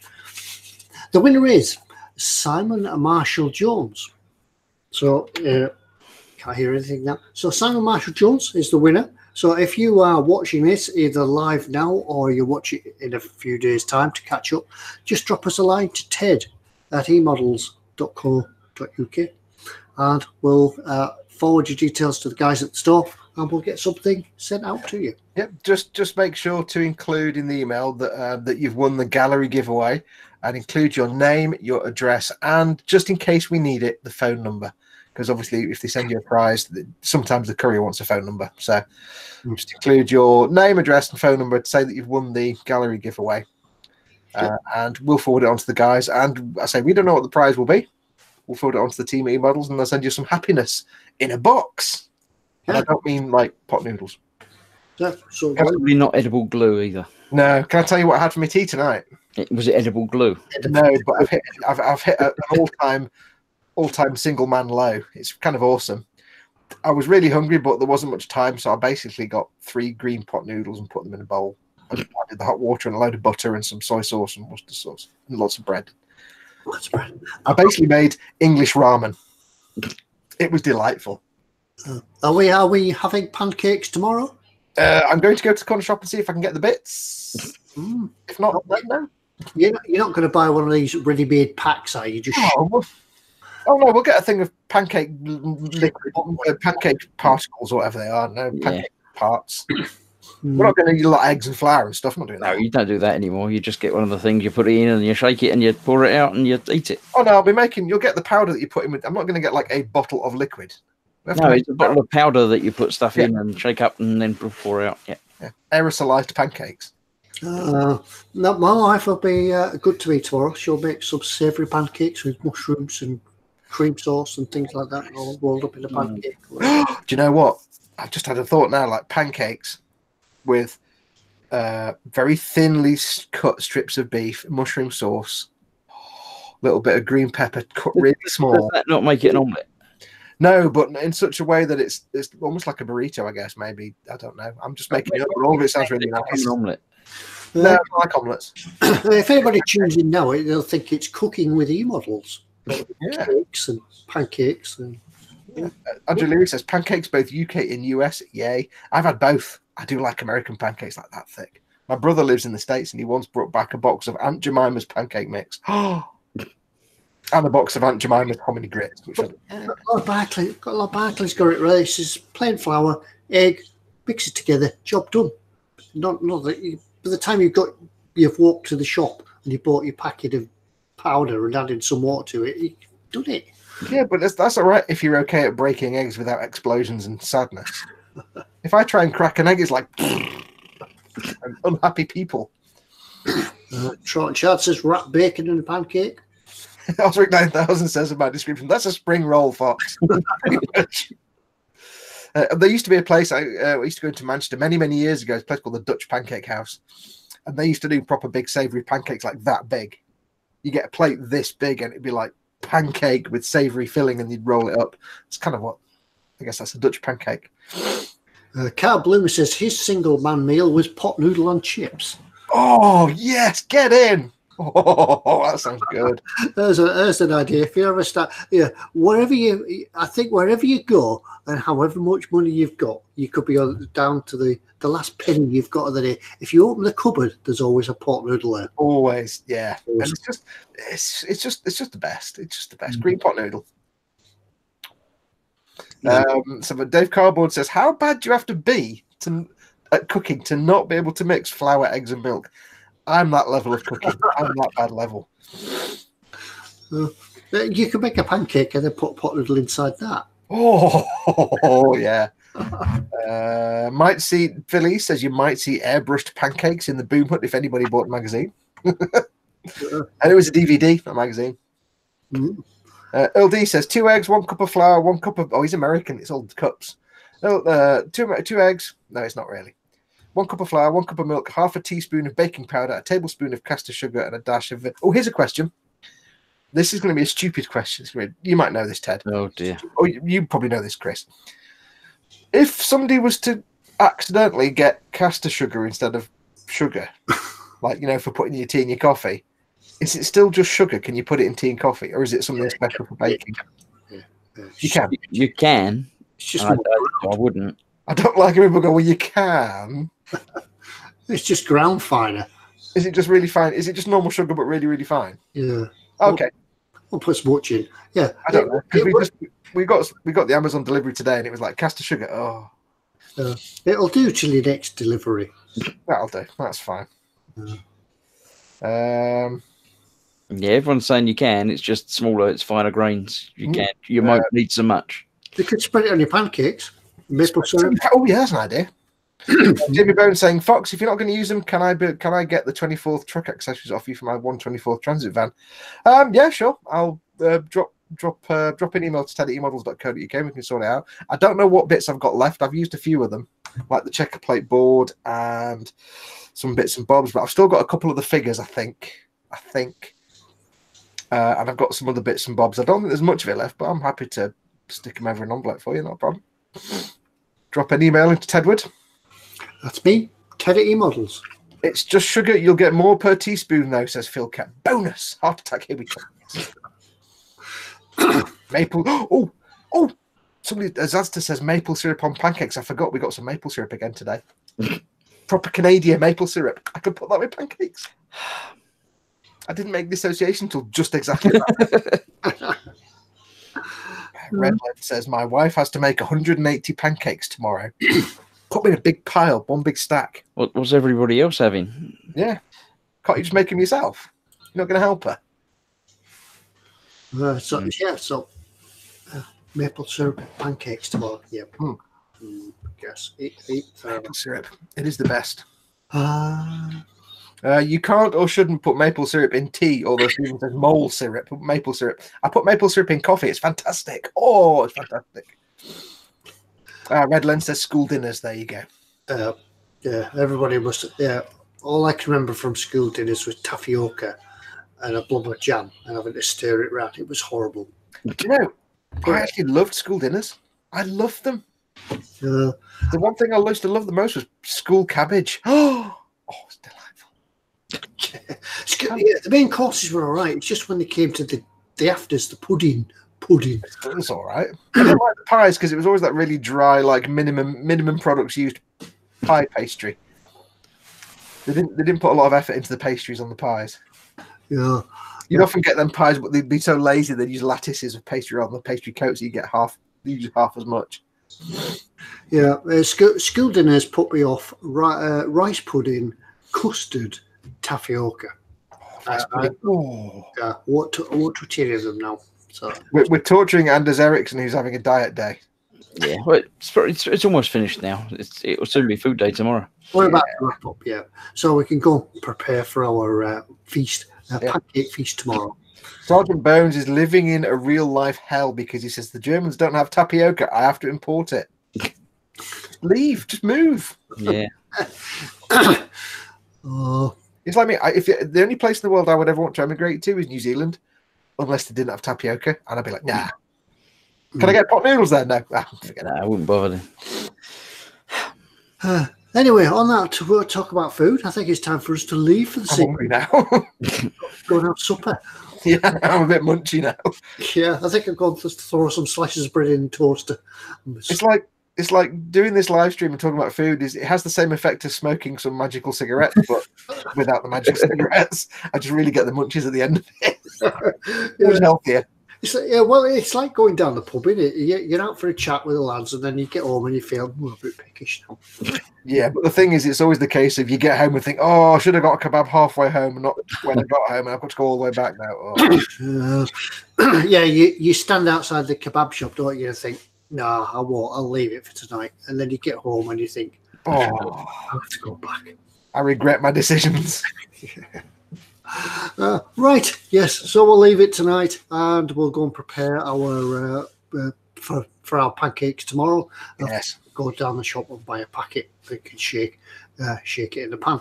Shaking back pancakes. Other brands are available. Other Shaker Vac products are available. We're really not helping Andy. He's going, kebab. Yes, We're really not helping them at all. I saw the rest of them out in Chatland to pick up the phone to order a kebab or a pizza or I whatever. wonder if there's a spike in like local takeaway orders after. Yeah, maybe all the guys in the takeaway eModels will be out finished now. Go up for 11 o'clock, get ready. Okay, put the pan on. Right, so we'll say goodnight and see you all next week. Until then, have a good modelling. And as Fox says, be awesome. Yeah. Go do something. You out there, be awesome. Yeah. So we'll see you all next week. Bye, everyone. Good night. It's me, Bears. Bye. Kebab.